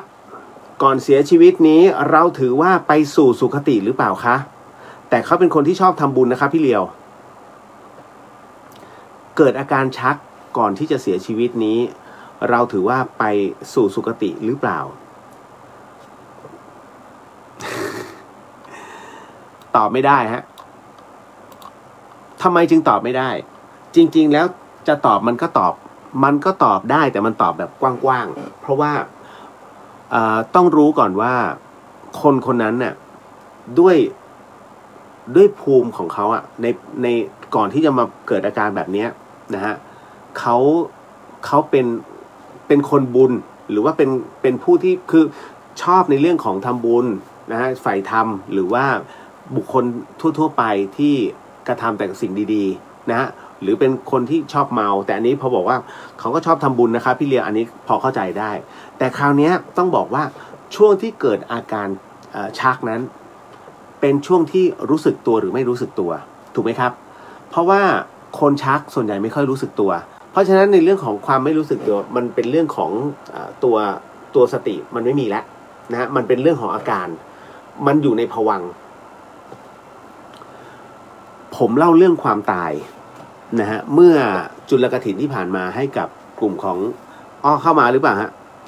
ของกลุ่มนักอภิธรรมนะฮะฟังในเรื่องของช่วงนาทีที่ผมตายไปนะแล้วผมไปเจออะไรบ้างนะกลุ่มนักอภิธรรมเขาก็บันทึกเสียงเอาไว้นะฮะก็จะมีอาจารย์ที่สอนในเรื่องของเจตสิกนะครับในเรื่องของจิตนี่แหละฮะนะของนักอภิธรรมเนี่ยก็คอยจะวิเคราะห์ในสิ่งที่ผมเล่าให้ฟังนะฮะท่านก็วิเคราะห์บอกว่าตอนที่ผมคิดว่าตายอ่ะนะฮะนั่นคือมันอยู่ในภวังค์นะฮะมันอยู่ในภวังค์แต่ผมก็เลยบอกถ้าอยู่ในภวังค์แสดงว่าผมไม่ตายท่านก็บอกว่าไม่ใช่ภวังค์ตัวเนี้ยมันคือคุณหลุดเข้าไปแล้วหลุดเข้าไปคือตัวจิตเนี่ยนะฮะตัวกายเอาง่ายๆกายอีกหนึ่งกายของผมเนี่ยคือกายละเอียดของผมที่มันหลุดออกไปเนี่ยมันไปอยู่ในจุดที่เป็นภวังค์ซึ่งยังไม่ทันได้ไปไหนนะยังอยู่ตรงนั้นก่อนคือมันไม่ได้มารวมกันนะฮะคือท่านก็บอกว่าจริงๆแล้วเนี่ยณจุดตรงนั้นน่ะคุณน่ะมีแค่จิตของคุณมันอยู่แค่3ดวงนะฮะมันไม่ครบ5นะฮะจนกระทั่งพระอาจารย์ภัสกรมาเติมเต็มให้นะฮะก็คือมันนั่งแล้วคือมาช่วยกำลังมันเลยกลับเข้ามานะตัวจิตมันเลยกลับเข้ามาเหมือนมันมีกำลังนะฮะคุณจึงกลับมาได้อันนั้นก็คืออีกเรื่องหนึ่งยกไว้ก่อนซึ่งผมเข้าใจในจุดของผมนะไอ้ตอนนั้นท่านก็บอกว่าคุณอยู่ในอาการของภวังค์ซึ่งไปอยู่ในกราฟเดียวกับพวกวิญญาณดังนั้นเนี่ยคุณจึงได้อยู่ในเลเวลเดียวกับเขาแล้วต่อให้คุณกลับเข้าคุณก็ยังอยู่ในเลเวลเดียวกันผมก็บอกใช่นะฮะคือถ้าผมอยากจะกำหนดเห็นผมก็เห็นแต่ไม่กำหนดให้เห็นดีกว่าไม่เสียตังค์ผมก็ติดฮาไปนะฮะคืออาจารย์ท่านก็เคยหลุดไปเพราะฉะนั้นเนี่ยมันเคยจูนกันเร็วมากแล้วผมกับท่านมันเหมือนกับอะไรล่ะเหมือนกับหมู่เดียวกันน่ะพวกเดียวกันน่ะ ตรงที่ว่าได้ไปพบเจอแล้วนะครับเพราะฉะนั้นมันก็ง่ายต่อการอธิบายอะไรหลายอย่างผมถึงได้บอกว่ามันนั่งจัดตรงนี้ได้เพราะว่าหลุดไปแล้วเพราะมันตายไปแล้วนะฮะแม้กระทั่งช่วงเวลาสั้นๆแต่ผมรับรู้แล้วว่าชีวิตหลังความตายมันมีนะฮะแต่เพียงแต่ไม่รู้จะอธิบายให้คนได้รับรู้ยังไงเพราะผมเองก็ยังไม่ได้ไปใช้ชีวิตหลังความตายผมยังอยู่แค่กับตรงนั้นนะฮะซึ่งอาจารย์ซึ่งสอนอภิธรรมก็บอกก็ใช่คุณยังอยู่แค่ตรงนั้นแต่บอกของตัวอาจารย์เองเนี่ยอาจารย์หลุดไปแล้วอาจารย์ขึ้นไปแล้วเห็นอะไรต่อมีอะไรแล้วนะฮะแต่ผมอาจารย์ก็บอกว่านั่นคือที่คุณเลียวเห็นน่ะจะเป็น ผู้ชายนะฮะที่ไม่สวมเสื้อแล้วก็นุ่งจงกระเบนสีแดงเนี่ยแล้วมีเชือกคล้องอันนั้นเขาเตรียมคล้องคุณลงอบาย อ๋อใช่เมื่อก่อนนะผมว่าโอ้โหสุดๆเลยนะฮะก็ผมก็นึกในใจนึกท่องไว้ในจิตแล้วกูสร้างอะไรมาบ้างวะโอ้สร้างพระไว้ก็ต้องเยอะช่วยพระก็หลายวัด โอ้โหคืองานบุญมาอยู่ในหัวเพียบกะว่ากูเตรียมตอบคำถาม นะประมาณนั้นจริงๆนะแล้วรู้สึกแบบไหนอะไรยังไงตอนที่จิตของเรามันหลุดออกจากร่างไปอาจารย์บอกว่าตรงนั้นคือเรารู้สึกเหมือนกันคืออาจารย์แกก็เคยตายไปนะฮะผมเองก็ผมตายในช่วงสั้นๆแต่อาจารย์อ่ะตายไปคือเหมือนกับอยู่ใน ICU อ่ะเป็นภวังค์เหมือนกันอยู่ในช่วงภวังค์เนี่ยประมาณ2 วันถ้าผมจำไม่ผิดนะฮะท่านก็ไปของท่านแต่ผมยังอยู่ตรงนั้นอาจารย์เขาเลยบอกว่านี่คือการที่กำลังมันไม่เต็มการที่เราป่วยหนักๆอ่ะคือธาตุมันไม่เต็มมันขาดธาตุไปนะฮะตัวจิตมันอ่อนพอมันอ่อนเนี่ยตรงนี้แหละที่ผมบอกว่าไอ้คนที่บอกว่าไม่เชื่อเรื่องนี้นะฮะช่วงที่มีโปรโมชั่นมาเรื่อยๆแล้วจิตของคุณเนี่ยมันอ่อนล้าคุณจะเจอในสิ่งที่คุณบอกว่ามันเป็นเรื่องงมงายทุกคนฮะมันจะเป็นแบบนี้ทุกคนจริงๆนะฮะแต่บางคนเจอแล้วสายไปแล้วฮะเพราะว่ามันกลับมาไม่ได้นะฮะมีวันนี้ก็ยังมีเรื่องราวเช่นกันก็คือคนที่ไม่รู้จักทำบุญเลยไม่ชอบทำบุญเลยแอนตี้มากก็มีน้องเข้ามาถามเรื่องนี้เหมือนกันนะฮะเอาเลยแล้วกันไหนๆก็ไหนๆนะฮะเดี๋ยวนะฮะพัชพลบอกว่าพี่เลียวครับทำไมผมชอบพญาครุฑท้าวเวสสุวรรณแล้วก็พญายมราชมันเป็นเพราะอะไรฮะสัญญาเก่าของคุณนะฮะคือเขาเรียกเป็นพวกหมู่เทพนะฮะคุณจะเป็นคนที่ชอบในเรื่องของหมู่เทพแล้วก็เขาเรียกจัดอยู่ในกลุ่มของถ้าพูดถึงในชาติภพนะฮะน่าจะมีเรื่องเกี่ยวข้องในเรื่องของหมู่เทพมากกว่าเพราะทำไมล่ะครุฑเป็นพาหนะของเทพถูกไหมฮะและจริงๆแล้วครุฑเองเนี่ยก็คือเทพซึ่งมีฤทธิ์พอๆกับพระนารายณ์นะครับดังนั้นเนี่ยคุณจึงมีรู้สึกว่าชอบมากกว่านะฮะในขณะเดียวกันเนี่ยท้าวเวสสุวรรณหรือว่าท่านท้าวพญายมราชก็คือเจ้าแห่งพูดท่านก็คือเทวดานะฮะแล้วต้องถามว่าในส่วนของท้าวพญายมราชจะบอกว่าตอนแรกผมคิดว่าการท่านท้าวพญายมราชนั้นไม่มีวาระผมเข้าใจแบบนั้นนะวันนั้นไปผมอ่านเจอในเรื่องราวของเดี๋ยวนะน่าจะเป็นในเรื่องของสาวภพภูมินี่แหละนะฮะในของไตรภูมิในไตรภูมิบันทึกเอาไว้ว่า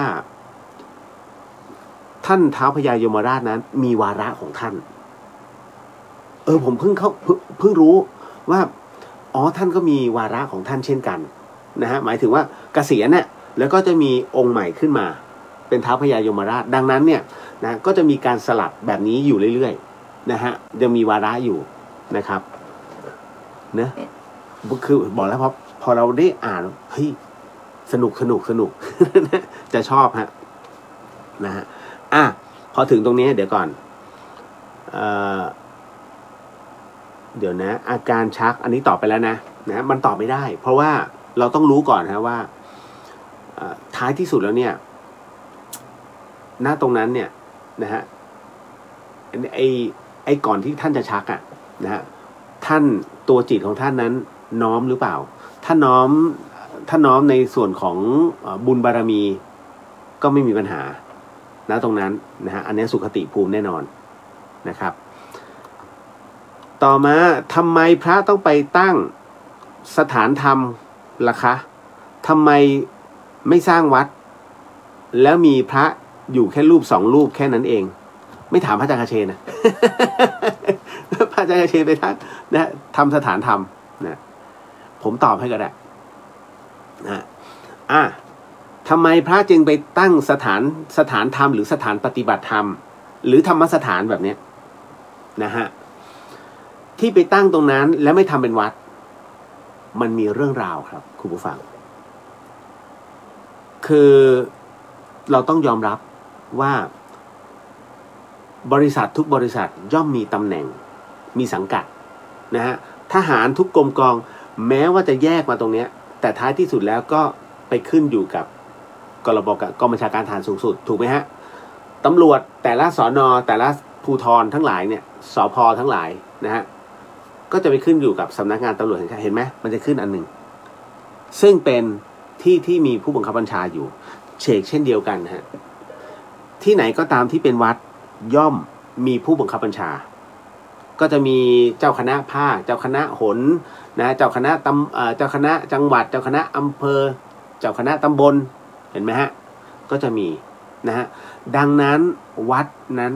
จึงมีอานัตเกิดขึ้นแถวบ้านเล็กพวกนะฮะเป็นกองกำลังให้กับรูปนี้นะฮะก็เขาเรียกว่าฐานอำนาจส่งให้ไปถึงนู้นสาธุชั้นสมเด็จ นะฮะอันนี้ต้องไปหาสมเด็จรูปนี้นะสมเด็จรูปนี้แต่ละสมเด็จสามารถแต่งตั้งเรียกว่าที่ได้9โอ้โหคือวุ่นวายท่านเลยบอกว่าถ้าเป็นวัดเนี่ยบางทีต้องอยู่ในอานัตเหล่านี้นะครับแต่ถ้าเป็นในเรื่องของสถานปฏิบัติธรรมนะฮะในเรื่องของธรรมสถานบ้างสถานธรรมทั้งหลายเขาเรียกเป็นเอกเทศเป็นเอกชนไม่ขึ้นกับใครมาสั่งไม่ได้นะฮะยอมจำพรรษารูปเดียวนะฮะไม่ใช่ไม่ทำสังฆกรรมนะฮะเพียงแต่ว่าไปขอท่านทำสังฆกรรมร่วมได้แต่ทำคนเดียวนะฮะดีกว่าปฏิบัติรูปเดียวแต่ถ้ามี2รูปก็ใช้ในเรื่องของปรงอาบัติแล้วก็บอกบริสุทธิ์กันได้นะครับก็ใช้ได้นะแต่ถ้าพูดถึงนะสถานปฏิบัติธรรมหรือว่าสถานธรรมทั้งหลายดีกว่า ท่านไม่ต้องไปวุ่นวายท่านไม่ต้องไปเดี๋ยวต้องมาลงพัดยศไม่ต้องท่านไม่รับเลยนะฮะครูบาดงดียติโกวัดบ้านฟ่อนตอนท่านอายุ99นะฮะผมก็เคยถามว่าทำไมหลวงปู่ถึงไม่ได้พัดยศนะฮะ ตอนนั้นหลวงพี่จิมยังเป็นเนนอยู่ท่านจิมก็เลยบอกครับมีเยอะโยมพี่จะเอามาให้หลวงปู่ไม่เอานะฮะครูบาดงดีถ้าไม่เอาเลยเรื่องพัดยศท่านไม่ชอบนะฮะจนกระทั่งหลวงปู่อายุ100อันนี้ได้ออโต้ฮะได้อัตโนมัติไม่ไปรับแต่เขาเอามาให้ เอามาให้ถึงวัดเอามาให้เสร็จปุ๊บหลวงปู่ก็สั่งให้ตอนนั้นท่านจิมยังเป็นเนนอยู่ว่าให้น้องเนนจิมนะฮะเอาพัดยศไปหลบอยู่ในหลืบไม่ต้องมาโชว์พระอย่าตีค่าว่าพระท่านจะชอบพัดยศเนี่ยไม่ชอบหลายๆรูปไม่ชอบแต่หลายๆรูปพยายามไขว่คว้าหายศอันนี้แล้วแต่ว่าเราจะเลือกแบบไหนนะฮะผมไม่ได้แอนตี้ใครนะฮะหมายถึงว่าอันนี้บอกไว้ที่น้องถามว่าทำไมถึงต้องตั้งสถานธรรมทำไมไม่ไปสร้างวัดถ้าสร้างวัดต้องมีสังกัดแล้วต้องอยู่ภายใต้อานัตแต่ถ้าสถานปฏิบัติธรรมนะสอนธรรมะเผยแผ่ไปเรื่อยๆไม่จำเป็นฮะนะท่านก็ไปของท่านได้เรื่อยๆนะครับเป็นอิสระนั่นแหละนะถึงได้มีประเภทคือต้องดูดีๆไงเดี๋ยวมีสำนักโสสิอันนั้นก็เวอร์เกินอันนั้นคือเขาเรียกไปจนเพี้ยนนะเหมือนกับอะไรที่หลอกหลวงพี่กาบนั่นแหละเหมือนกันต่อมานะฮะนบบอกว่าสวัสดีค่ะคุณเรียวปีที่แล้วช่วงที่ชีวิตตกแบบสุดๆแต่เหมือนมีบุญได้มาฟังการสนทนาธรรมของพระอาจารย์ภัสกรกับครอบครัวแพนด้าพระอาจารย์ท่านก็สอนธรรมฟังแล้วเข้าใจง่ายคล้ายคุณเรียวผมต้องคล้ายท่าน ผมเป็นน้องท่านนะฮะที่จริงพี่เคยไปฟังธรรมของพระอาจารย์ภัสกรนั้นที่ต้นบุญเมื่อประมาณ4 ปีก่อนตอนนั้นบุญยังไม่ถึงเลยนะไม่ได้ติดตามฟังธรรมจากท่านไม่ใช่หรอกครับเขาเรียกมันจะจัดสรรนะบุญมันจะจัดสรรซึ่งกันและกันนะครับ ก็วันนี้ก็มานั่งแทนหลวงพี่แต่คงแค่ไม่ถึงกระพี้หลวงพี่ท่านนะครับเพราะท่านเป็นสายปัญญาจริงผมจะได้ในสิ่งที่เราได้คลุกคลีเราได้มีความถนัดก็ยังภูมิใจอยู่ว่าบางเรื่องที่หลวงพี่ท่านไม่รู้หลวงพี่ภัสกรเนี่ยท่านจะไม่รู้เรื่องความตายท่านก็จะเข้ามาหาผมในห้องเฮ้ยตอนมึงตายไหนลองเล่าดิคือพี่กันน้องกันเนี่ยเข้าใจใช่ไหมฮะพระพี่โยมน้องเวลามาถึงเนี่ยแต่ถ้าอยู่กับโยมผมก็หลวงพี่ครับอย่างนั้นอย่างนี้แต่ถ้าอยู่ส่วนตัวท่านก็จะส่วนตัวกับเราก็ไม่ได้มีว่าไงหลวงพี่ว่านั่งแต่ก็ยังมีความเคารพไม่ใช่ว่าพี่น้องไม่ใช่เคารพไม่ใช่นะครับท่านอยู่ในผ้าเหลืองนะเวลาทำอะไรเนี่ยคุณจะสังเกตอย่างผมนั่งกับพระอาจารย์คเชนเนี่ยนะฮะคืออย่างนี้เหมือนนั่งเนี่ยเสมอการแต่จริงๆเขาห้ามนะฮะผมเนี่ยก็จะเรียนท่านพระอาจารย์ขออนุญาตนั่งเสมอถ้าท่านอนุญาตไม่เป็นไรถ้าบอกไม่เป็นไรจัดกันคือต้องเป็นอย่างนั้นก่อนบางคนเนี่ยเห็นปุ๊บแล้วตีเลยฮะตีครับอันนี้แบบนั่งเทียบพระพูดเหมือนกับพระเหมือนเป็นเพื่อนไม่ใช่ผมจะขออนุญาตท่านก่อนท่านก็เลยบอกเต็มที่เอาตามสไตล์เรา จัดให้ครับ อันนั้นคือเบื้องหลังนะฮะคือผมก็หลายๆท่านก็คือถ้าฟังผมเนี่ยเวลาจัดรายการจะรู้แล้วว่าผมจะสไตล์แบบนี้นะฮะสนุกกึ่งสาระบ้างนะฮะซีเรียสไม่ค่อยจะมีนะฮะหลายๆน้องๆหลายๆคนเขาก็เลยชอบแล้วพระอาจารย์ท่านก็จะรู้ก็ไปกันผมจะบอกเลยพระอาจารย์ปีใหม่ยุพูดใช่ไหมไม่คิดตังค์เดี๋ยวไปปุจฉาให้ นะฮะก็ถือว่าดีครับถือว่าดีฮะนะฮะที่ได้ฟังหลวงพี่นะครับ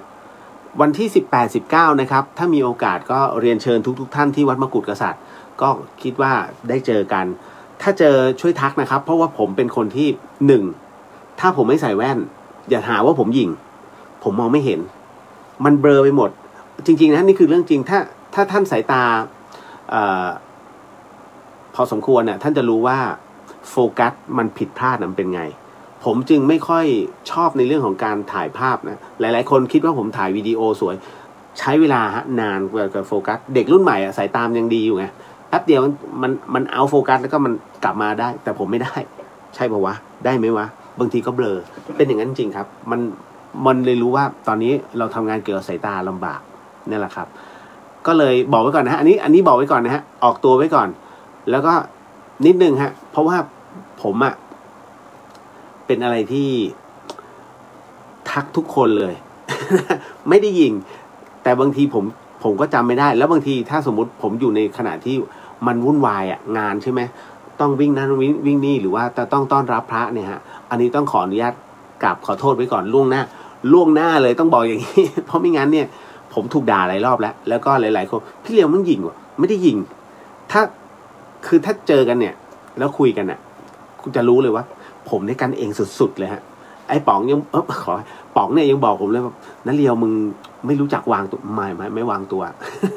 ป๋องบอกบางทีไปเล่นอะไรมากมันก็ไม่ดีนุ้ยป๋องก็สอนแต่ผมเป็นอะไรที่เป็นไงเป็นงั้นมันควรจะเป็นตัวเราไงนะฮะมันไม่ใช่ควรต้องมานั่งเท่ๆไม่อยู่ในอารมณ์นั้นนะฮะต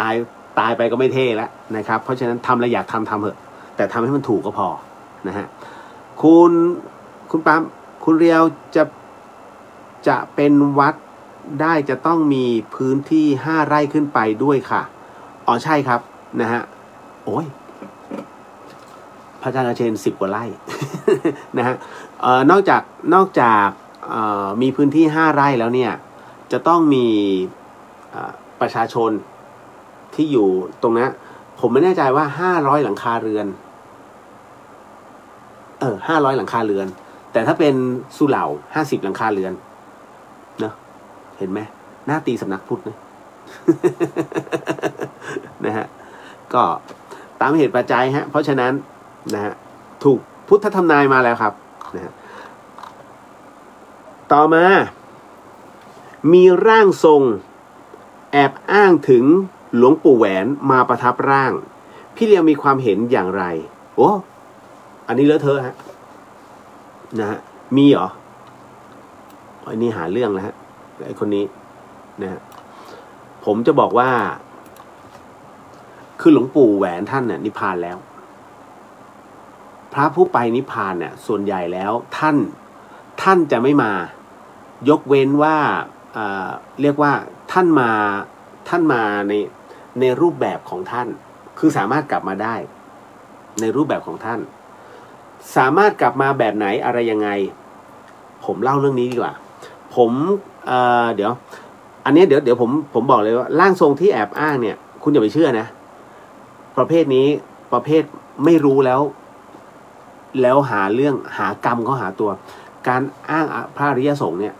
นะต้องบอกว่าเป็นพระอริยสงฆ์ได้เพราะว่ากระดูกหลวงปู่แหวนเป็นอัญมณีนะฮะแล้วสุกใสสวยมากนะบางองค์ถ้ากระดูกที่เป็นพระธาตุเรียกองค์นะฮะบางองค์เนี่ยจะสีแบบขาวสวยบางองค์ก็ออกเป็นสีกึ่งทับทิมบางทีก็เป็นคล้ายๆโกเมนก็มีฮะ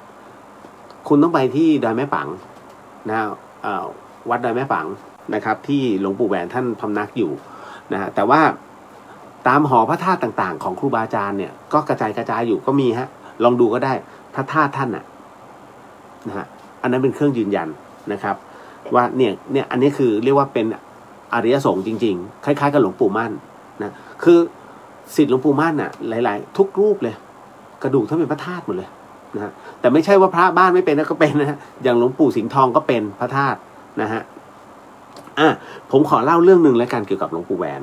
เรื่องนี้พระเดชพระคุณพระราชพรหมยานหรือว่าหลวงพ่อฤาษีลิงดำนั้นท่านเล่าเอาไว้คือท่านเนี่ยเคยมากราบแล้วก็มาหาหลวงปู่แหวนที่ดอยแม่ปังนะฮะแล้วในขณะนั้นเองเนี่ยต้องบอกว่าญาติโยมเนี่ยคณะญาติโยมเนี่ยคือหลวงปู่แหวนเนี่ยนะฮะท่านจะไม่ทำของขลังพระธรรมยุทธ์เนี่ยส่วนใหญ่ไม่ทำนะฮะยกเว้นว่าลูกศิษย์ลูกหาคนสนิทก็พวกมัคคณายกนะแถวเมืองเหนือเขาเรียกปู่จานนะพวกปู่จานทั้งหลายเนี่ยนะชอบทำก็จะไปเอาพวกพระต่างๆเนี่ยซึ่งทำเอาไว้เป็นที่เรียบร้อยเนี่ยเอาไปให้หลวงปู่ท่านอธิษฐานจิต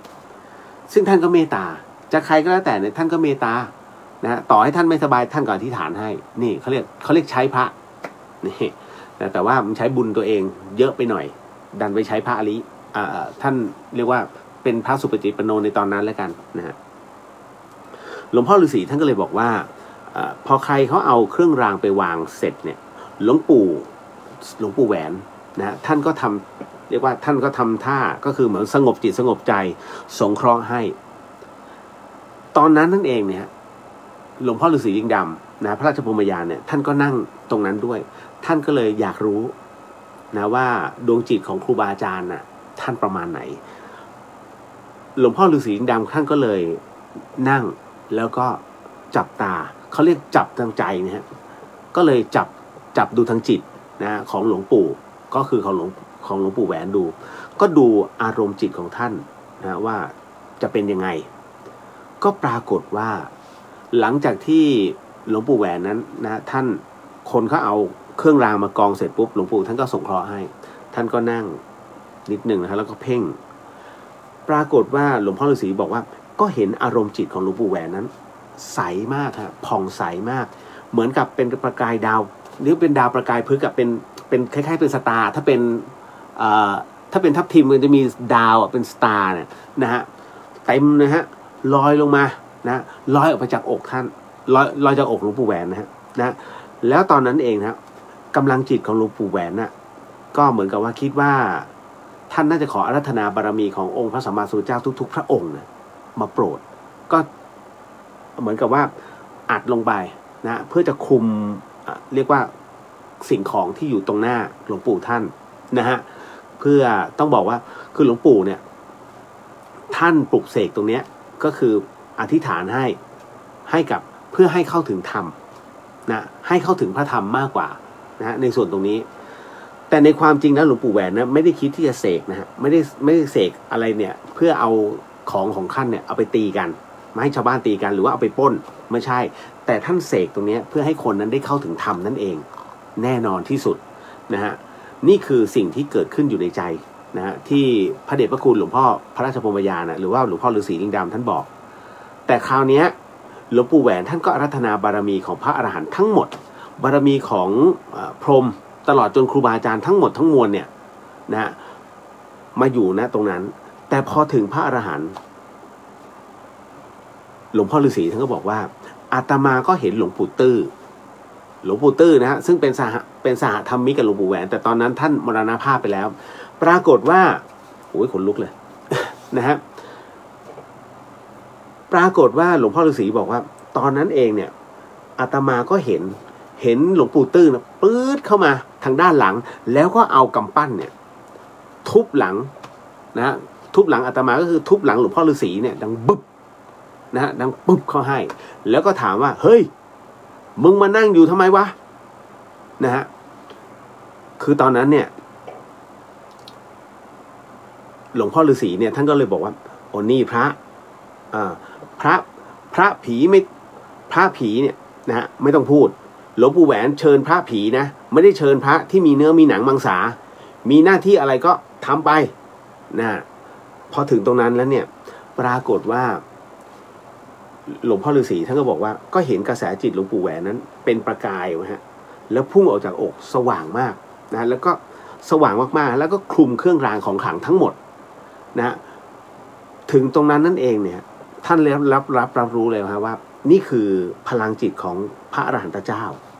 แทรกลงไปในพระเครื่องตั้งแต่ชั้นบนสุดมันคลุมไปถึงด้านล่างนะตั้งแต่ผิวหน้ายันลงไปล่างสุดเรียกว่าคลุมหมดเลยอาบลงไปหมดเลยฮะโพรงสว่างสุกเปล่งปลั่งไปหมดคล้ายกับตกอยู่ในเบ้าหลอมฮะมันเป็นแสงสว่างที่กระจ่างจิต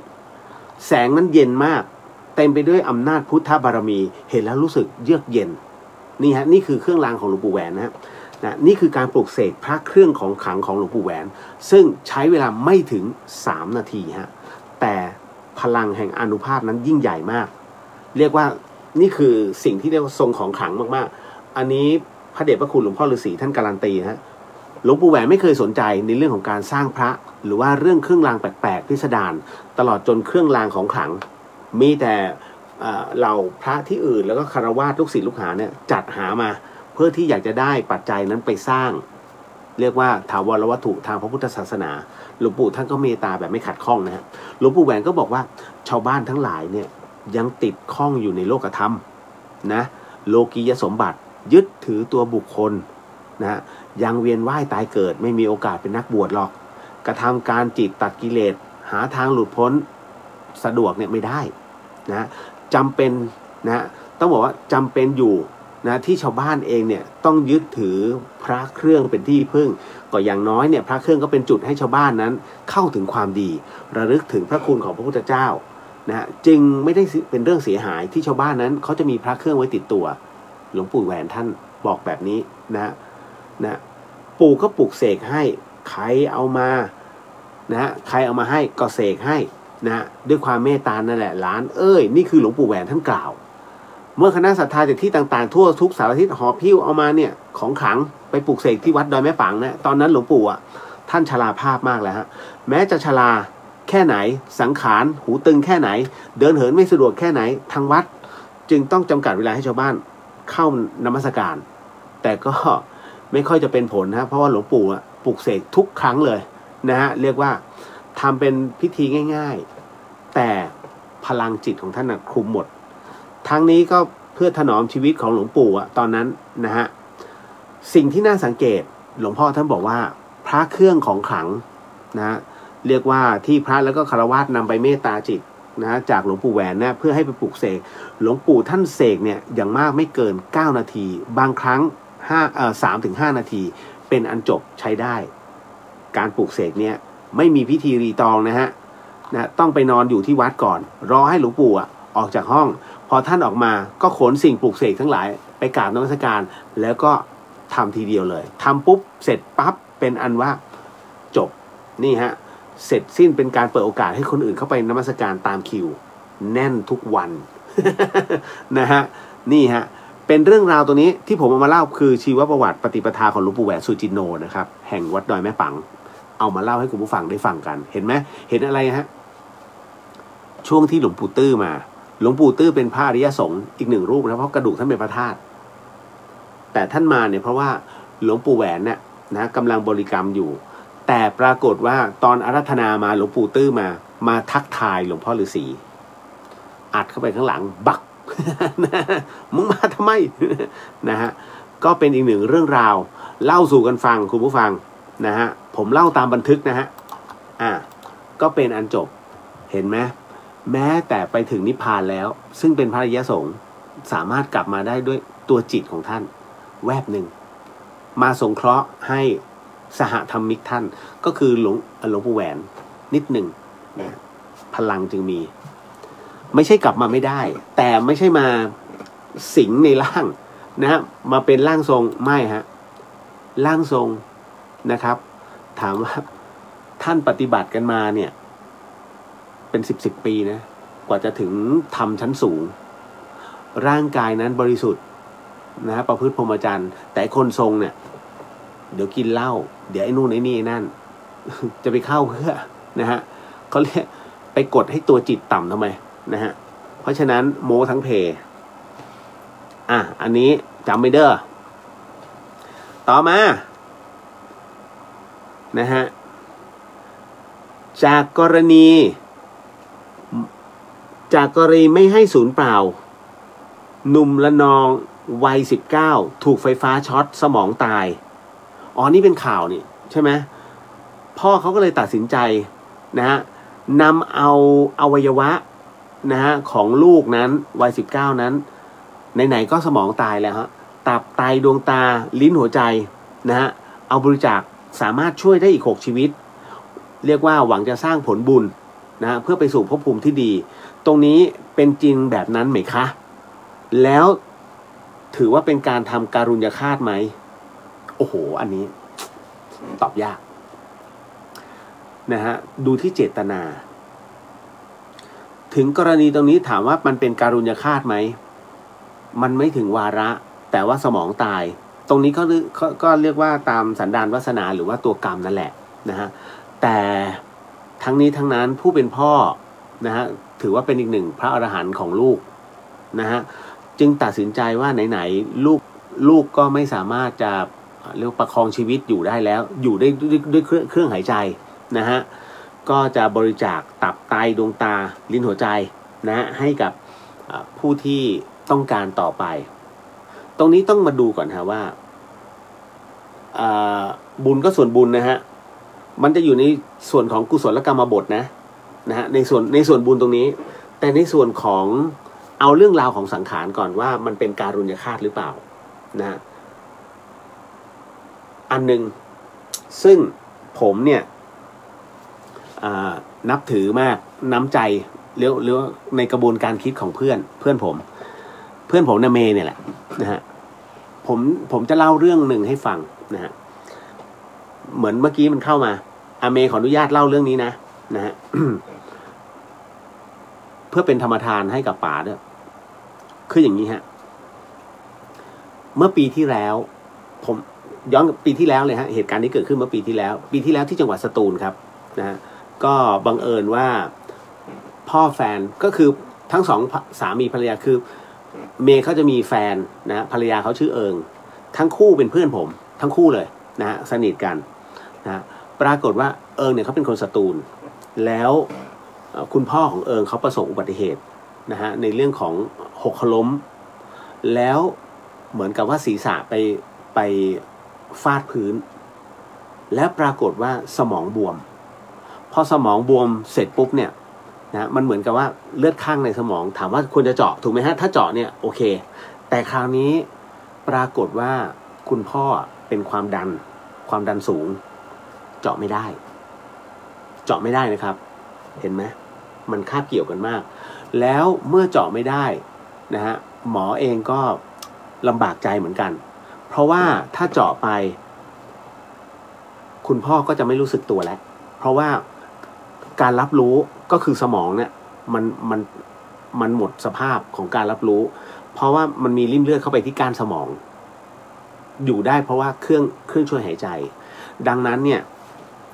เขาก็มาตกลงกันว่าจะยังไงนะเพราะว่าป๋าก็ตอนนั้นเริ่มอาการเนี่ยทุกคนจะรับรู้ว่าอยู่ได้ด้วยยาเพราะว่าความดันของเลือดมันเริ่มดันสมองนะดันศีรษะมากขึ้นแต่ตัวป๋าเองนั้นเรียกว่าถ้าในส่วนตัวผมหลุดแล้วนะฮะหลุดแล้วเพราะป๋ามาหาผมตอนเช้าเดี๋ยวค่อยเล่าตรงนั้นให้ฟังนะฮะก็ปรากฏว่าผมมันก็โทรมาปรึกษาผมนั่นแหละนะผมก็เลยบอกว่าเฮ้ยป๋า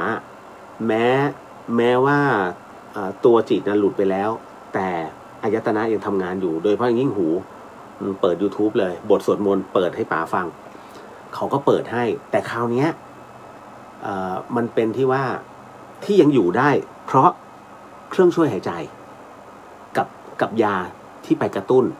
ให้ทุกอย่างยังคงทำงานอยู่แต่ถ้าถามว่าไม่ให้ยาเป็นไงไปแล้วไปนานแล้วแต่อันนี้ก็คือให้เพื่อรอลูกหลานนะฮะเขาก็เลยตกลงกันว่าจะทำยังไงจะอย่างนี้แค่ไหนจะยื้ออีกนานแค่ไหนยื้อไปก็คืออยู่ได้แค่ยาแต่สภาพไม่มีแล้วเพื่อนผมเนี่ยเมย์ก็เลยตัดสินใจว่าเอาอย่างนี้ทั้งหมดทั้งมวลปล่อยให้เป็นไปตาม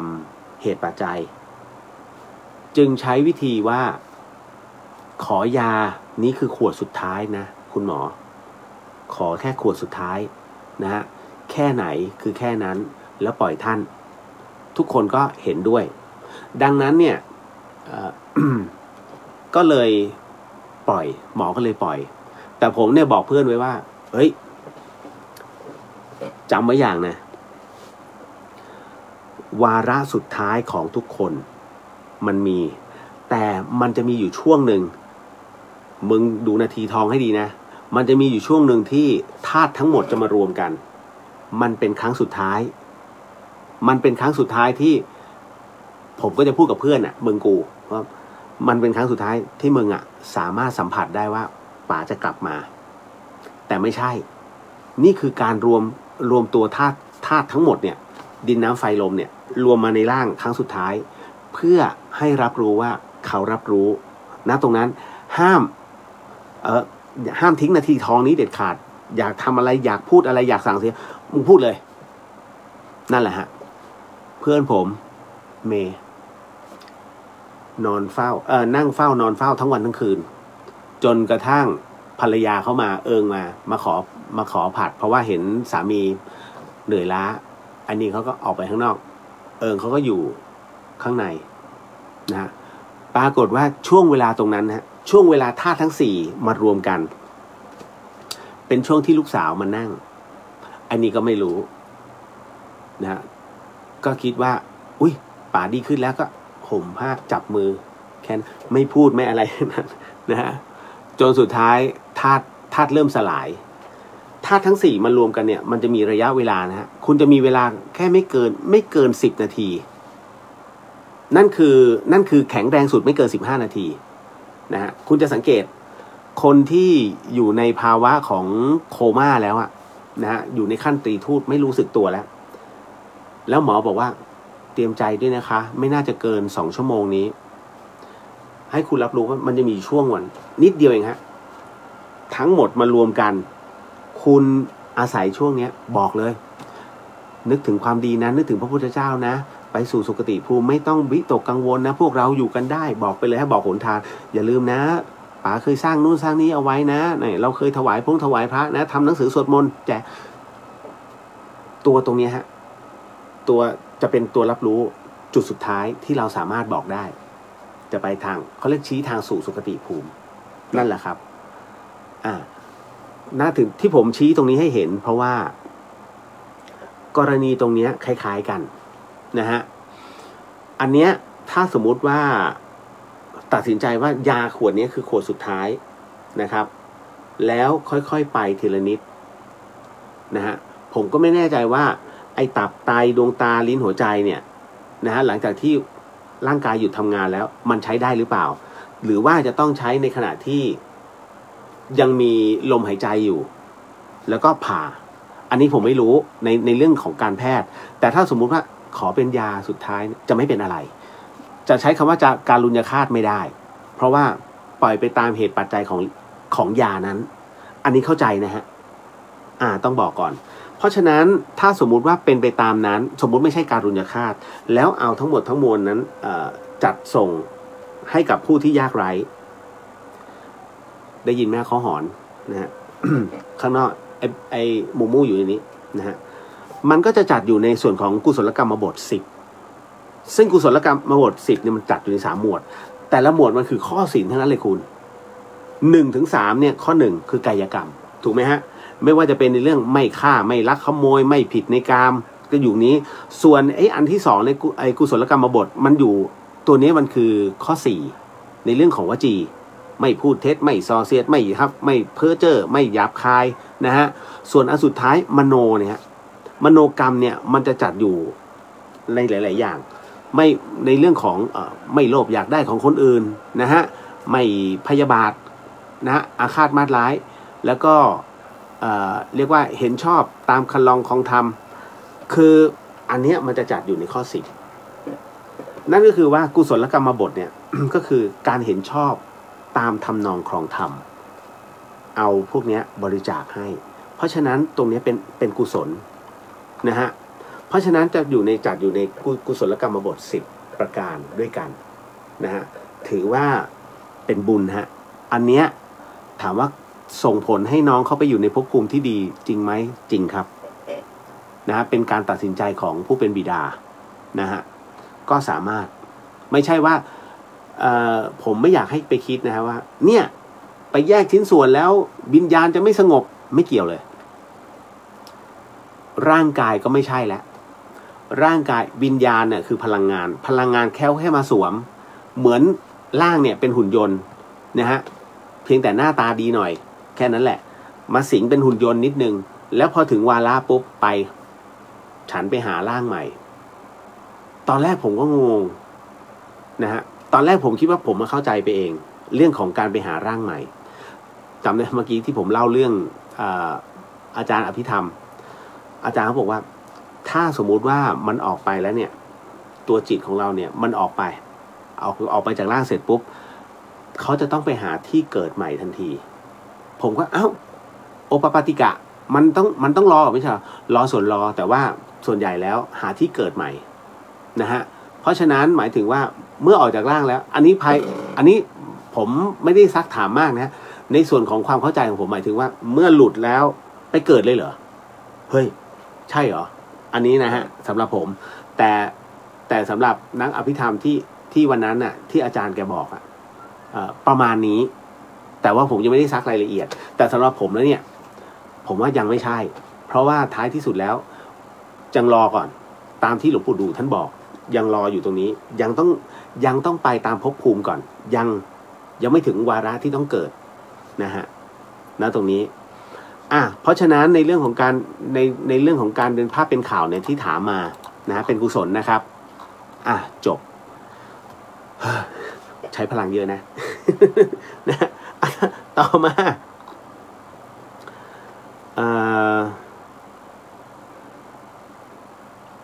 ถ้ามีคนเอาหมามาเข้าเรื่องราวอีก1หัวข้อฮะถ้ามีคนเอาหมาไปรักษาแล้วในขณะนั้นเกิดอุบัติเหตุแบบนี้จิตเขาจะผูกพันจนจะเกิดเป็นหมาไหมครับอย่างที่เล่าให้ฟังนะอย่างที่เคยเล่าให้ฟังแล้วก็อยากให้พี่เราเล่าเรื่องหูตั้งครับ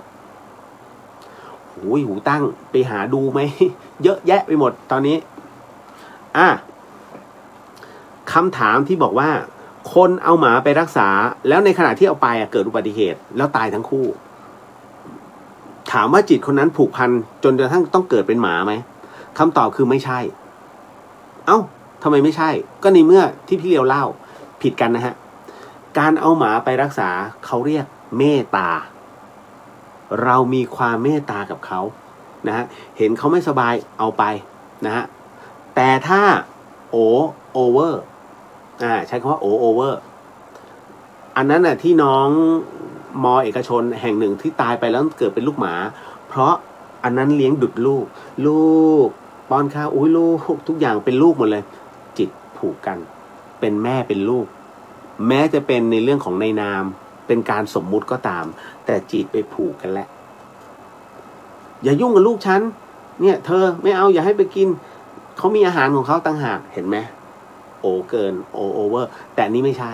คนละกรณีกันดังนั้นอันนี้เขาเรียกความเมตตาไม่เกี่ยวฮะนะฮะ เก็ตนะครับในส่วนของภูตั้งนะฮะ คุณมุทาบอกว่าคุณเรียวไปกทมแล้วมูมูจะไปอยู่ห้องใครล่ะคะสงสารผมก็ต้องตามเหตุเขาฮะเพราะว่าตอนที่ผมไม่อยู่เนี่ยมูมันก็หลบอยู่แถวธรรมสถานบ้างหรือว่าก็อาจจะแวะไปหาป้าวันดีก็ไปอยู่กับไอ้มาม่าไปอยู่กับเป๊ปซี่ตรงนั้นนะฮะแต่ตอนเนี้ยพอผมรู้ผมกลับมาแล้วมันก็จะมาอยู่มันจะมาออที่หน้าที่พักผม มันรู้ ว่าดึกเดี๋ยวกูได้กินแน่ๆ เดี๋ยวผมว่าต้องคุกข้าวให้เขานะฮะเบนบอกว่าตายไปเป็นเทวดาท่านก็ว่าเกิดเหมือนกันหรือเปล่าใช่ครับก็คือโอปปาติกะนั่นแหละนะฮะผุดกำเนิดเกิดขึ้นมานะฮะตามเหตุแห่งบุญนั่นเองนะครับอันนี้ในเรื่องราวของหูตั้งครับคุณผู้ฟังคืออย่างนี้จริงๆผู้ที่เอาเรื่องราวของหูตั้งมาเล่าจนเกิดเป็นกระแสคือพระอาจารย์ภัสกรนะฮะคือหูตั้งเนี่ยเป็นเรื่องที่คุณสุมารีนะฮะท่านเขียนเอาไว้ในหนังสืออภิธรรมนะฮะแล้วคราวนี้ปรากฏว่าหลวงพี่ท่านไปอ่านเจอท่านก็เอาเรื่องราวของหูตั้งนั้นมาเทศแล้วประกอบกับคุณสุมาลีนั้นทำเป็นได้มีวิดีโอส่วนของหูตั้งมาหลวงพี่จึงเผยแพร่ทุกครั้งเวลาไปเทศแต่ละที่เรื่องราวของหูตั้งพระอาจารย์กระเชนท่านก็ขอก๊อปมาด้วย ก็เอามานะฮะแล้วคราวนี้มันก็มีอะไรหลายอย่างนะเด็ดอย่างเช่นเรื่องราวที่เกิดขึ้นที่เมียนมานะฝั่งเมียวดีก็คือจำได้ไหมฮะคนที่เกิดเป็นหมาเลยนะทารกหน้าเหมือนหมาเลยทุกอย่างนั่นเหตุเพราะว่าตีพ่อตีแม่ด่าพ่อด่าแม่นะครับตัวกรรมจึงกำหนดให้เขาเป็นแบบนั้นนั่นแหละฮะเรื่องราวของหูตั้งคุณผู้ฟังครับอันนี้ต้องบอกก่อนนะฮะว่า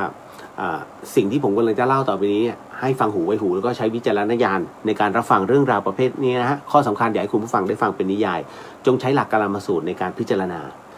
เรื่องราวของหูตั้งนั้นเป็นเรื่องราวที่มีเรื่องราวจริงๆมีตัวตนจริงๆมีบุคคลจริงๆนะฮะดังนั้นสิ่งที่ผมเล่านั้นไม่ได้เกินจริงนะฮะเพราะว่าเรื่องราวของหูตั้งนั้นเกิดขึ้นเพราะว่าในวันหนึ่งที่คุณสุมาลีนั้นนำเจ้าหูตั้งซึ่งเป็นหมาเรียกว่าเป็นหมาพันธุ์เทศบาลตัวขาวๆนะฮะเอาขึ้นรถเมล์สายหนึ่งแล้วกันวิ่งเส้นผมไม่แน่ใจว่าเทิดไทยป่ะนะฮะที่ผ่านกรมอู่ด้วยกรมอู่ทหารเรือนะฮะในขณะที่รถเมล์กำลังวิ่งมุ่งหน้าไปทางกรมอู่ทหารเรือนะเพื่อจะออกไปเส้นพันนกนะปรากฏว่าตรงนั้นเนี่ย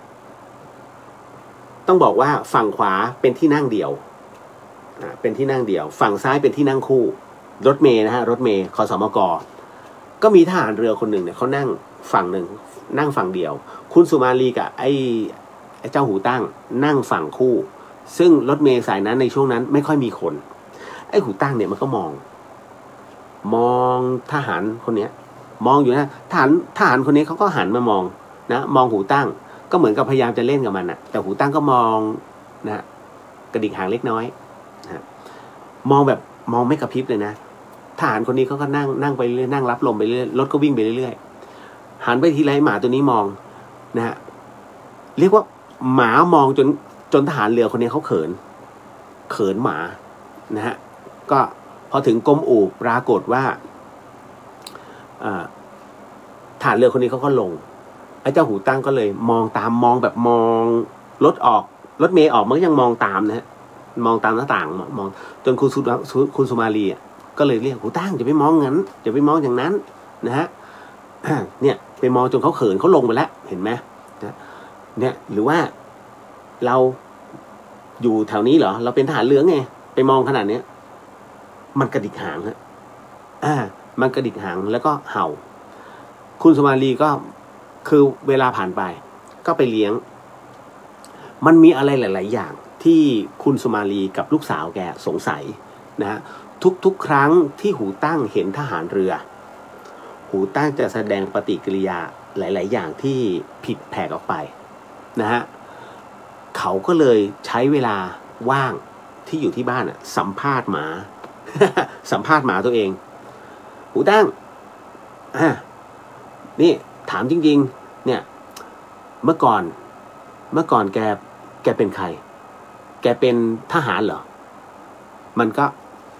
สายหางนะฮะหูตั้งก็แสดงปฏิกิริยาให้เห็นว่ากระดิกหางนะฮะแล้วก็แกเป็นทหารหรือแกเป็นใครแกเป็นเจ้าของบริษัทหรือเปล่าหรือว่าแกเป็นหมามันก็นิ่งๆเป็นทหารก็ได้มันก็สายหางทหารอะไรทหารบกนิ่งทหารอากาศนิ่งทหารเรือกระดิกหางนะฮะก็ปรากฏว่าพยายามเทสอยู่หลายๆเรื่องฮะจนกระทั่งถามว่าแกเป็นทหารเรือจริงๆหรอมันก็เห่านะฮะพอมันก็เห่าเสร็จปุ๊บอยากรู้แกเป็นทหารเรือแกเป็นยศอะไร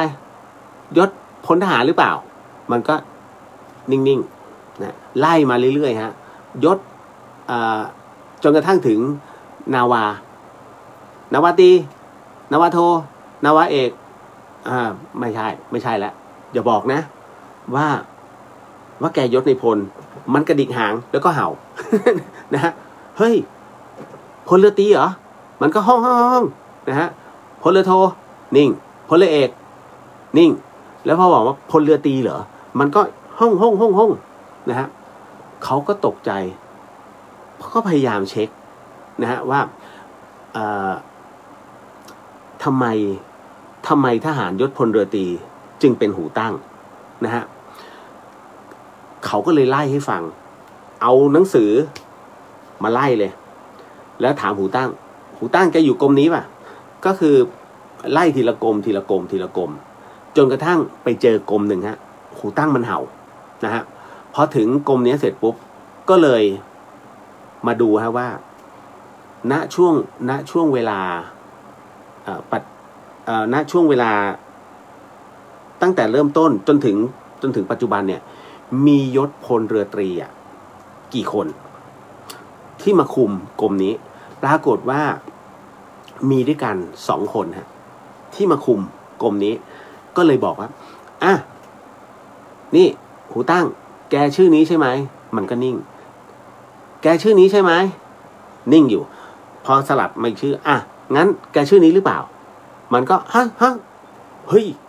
เขาขนลุกเลยเขาตกใจฮะปรากฏว่าหูตั้งบอกว่ามันคือคนนี้แกก็เลยคุณสุมาลีกับลูกสาวก็เลยค้นประวัติว่าตายเมื่อไหร่อะไรยังไงก็ค้นเจอว่าตายอะไรยังไงนะแต่ว่าก็ไม่รู้นะว่าทำไมถึงมาเป็นหูตั้งนะฮะก็คือตอนนี้ได้รับรู้ว่าหูตั้งเป็นอดีตนายทหารเรือนะฮะแล้วปรากฏว่าเขาก็เลี้ยงดูหูตั้งอย่างดีฮะทุกอย่างอย่างดีหมดเลยจนกระทั่งถึงวาระสุดท้ายของหูตั้งคือเลี้ยงจนแก่ตายไม่ใช่ว่าเขาเป็นโรคนะฮะคือเขาก็แก่ตายตามสภาพนะฮะแล้วในขณะเดียวกันหูตั้งเองก็ยังมาหาด้วยถอดจิตตรงเนี้ยก็ยังเป็นหูตั้งเหมือนเดิมเป็นหมาเนี่ยมาหานะคุณสุมาลีกับลูกสาวที่บ้านเพราะว่าแกรู้สึกได้ว่ายังหูตั้งยังไม่ได้ไปไหนยังวนเวียนอยู่นั่นนะฮะที่บ้านคร่าวๆเรื่องของเรื่องแบบนี้ถ้าอยากรู้เรื่องราวของหูตั้งรายละเอียดผมว่าใน YouTube มีคุณเซิร์ชดูเลยดูได้ฮะเรื่องหูตั้งคุณสุมาลีจะเล่าละเอียดมากนะฮะผมเล่าแค่คร่าวๆนะฮะแต่ว่าด้วยบุพกรรมอะไรบางอย่างแหละที่ทำให้ท่านนั้นต้องกลับมาเกิดเป็นแบบนี้แล้วเรื่องราวแบบนี้ผมถึงได้บอกว่ามันไม่ใช่แค่หูตั้งไอหมีของธรรมสถานก็ใช่นะฮะ ไออะไรล่ะไอเจ้าเดี๋ยวชื่ออะไรวะไอตุนบนวัดฝายหินก็ใช่ไอเจ้าดำบนวัดผาลาดก็ใช่ที่ผมพูดเนี่ยตายหมดแล้วนะฮะก็คือเขามาชดใช้ด้วยบุพกรรมนี้แล้วก็เรื่องของไอ้ด่างที่วัดอัมพวันก็ใช่ที่ถูกรถชนตายแล้วก็มากราบหลวงพ่อจรัญมากราบลาแล้วบอกหลวงพ่อได้อุตส่าห์ชุบเลี้ยงเขานั่นแหละก็ถึงได้รู้นะว่าอ๋อเป็นหมามาชดใช้กรรมนะฮะเรื่องราวแบบนี้มันเกิดขึ้นอยู่บ่อยๆนะครับทำดีเข้าไว้นะครับคุณน้องๆศีลเนี่ยสำคัญอย่าคิดว่าศีลท่องไปก็แค่นั้นท่องไปแล้วให้มันอยู่ในใจถ้าคุณพร่องศีลต่อศีลได้นะครับพุทโธธัมโมสังโฆมันไม่ได้ลำบากนะน้องท่องก่อนนอนน้องจะเป็นผู้รักษาศีลได้ถูกต้องแล้วก็เขาเรียกว่าครึ่งหนึ่งของการนอนหลับเต็มที่แล้วคุณทำบาปไม่ได้นะฮะแต่พอตื่นมาปุ๊บมันอาจจะหลุดบ้างนั่นแหละเขาเรียกครึ่งหนึ่งที่รักษาศีลอันบริสุทธิ์พุทโธธัมโมสังโฆศีลข้อ 1ไม่ฆ่าสัตว์ศีลข้อ 2ไม่ลักทรัพย์ศีลข้อ 3ไม่ประพฤติผิดในกามศีลข้อ 4ไม่พูดเท็จศีลข้อ 5ไม่ดื่มสุราและของมึนเมาบัดนี้ข้าพเจ้าตั้งใจรักษาศีลแล้วบัดนี้ข้าพเจ้าคือผู้มีศีลด้วยอำนาจแห่งศีลนี้ขอให้ข้าพเจ้านั้นได้รับอานิสงส์แห่งสมาธิได้รับอานิสงส์แห่งศีลได้ครอบคลุมทั้งหมดทั้งมวลในชีวิตให้ดำรงสุขและหลับฝันดีคำนี้พอแล้วฮะเห็นไหมฮะว่าง่ายๆไม่ถึง1 นาทีคุณไม่ต้องปานาติปาตาเวระมันไม่ต้องเอาเป็นภาษาไทยฉบับพระอาจารย์ภัสกรจบเลยฮะพระพุทธพระธรรมพระสงฆ์มาหมดแล้วไงพุทโธธัมโมสังโฆศีลข้อ 1ไม่ฆ่าสัตว์ก็คือปานาศีลข้อ 2ไม่ลักทรัพย์ก็คืออดินนาถูกไหมฮะศีลข้อ 3ไม่ประพฤติผิดในกามก็คือกาเมนะฮะศีลข้อ 4ไม่พูดเท็จนะครับก็คือมุสาศีลข้อ 5ไม่ดื่มสุราและของมึนเมาก็สุราเมรยะเห็นไหมท่านสรุปมาเป็นบทภาษาไทยจบแล้วฮะรักษาศีลนะครับแล้วศีลจะคุ้มครองเราเองเพราะมนุษย์คือผู้ที่เต็มไปด้วยศีล 5ถ้าพร่องรีบต่อแค่นั้นเองฮะอย่าคิดว่าผมพูดเล่นนะอันนี้คือเรื่องจริงนะฮะหลายคนที่พยายามดูถูกเรื่องราวของศีลแต่ในขณะเดียวกันท้ายที่สุดแล้วไม่รอดสักคนนะฮะผมจะพอมีเวลาผมจะอธิบายเรื่องนี้ให้ฟังเพราะว่ามีน้องถามมาฮะว่า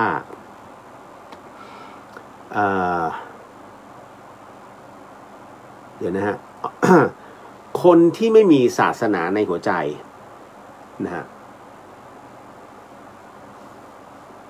เดี๋ยวนะครับป้าแก้วบอกว่าเคยอ่านเรื่องหูตั้งในหนังสือหลายปีมากค่ะโอ้ยโมทนาสาธุครับป้าแก้วมีคำถามมาว่าคนที่ไม่มีศาสนาในหัวใจทำตามใจตัวเองมาทั้งชีวิตรังเกียจการทำทานเรื่องเมื่อกี้ฮะ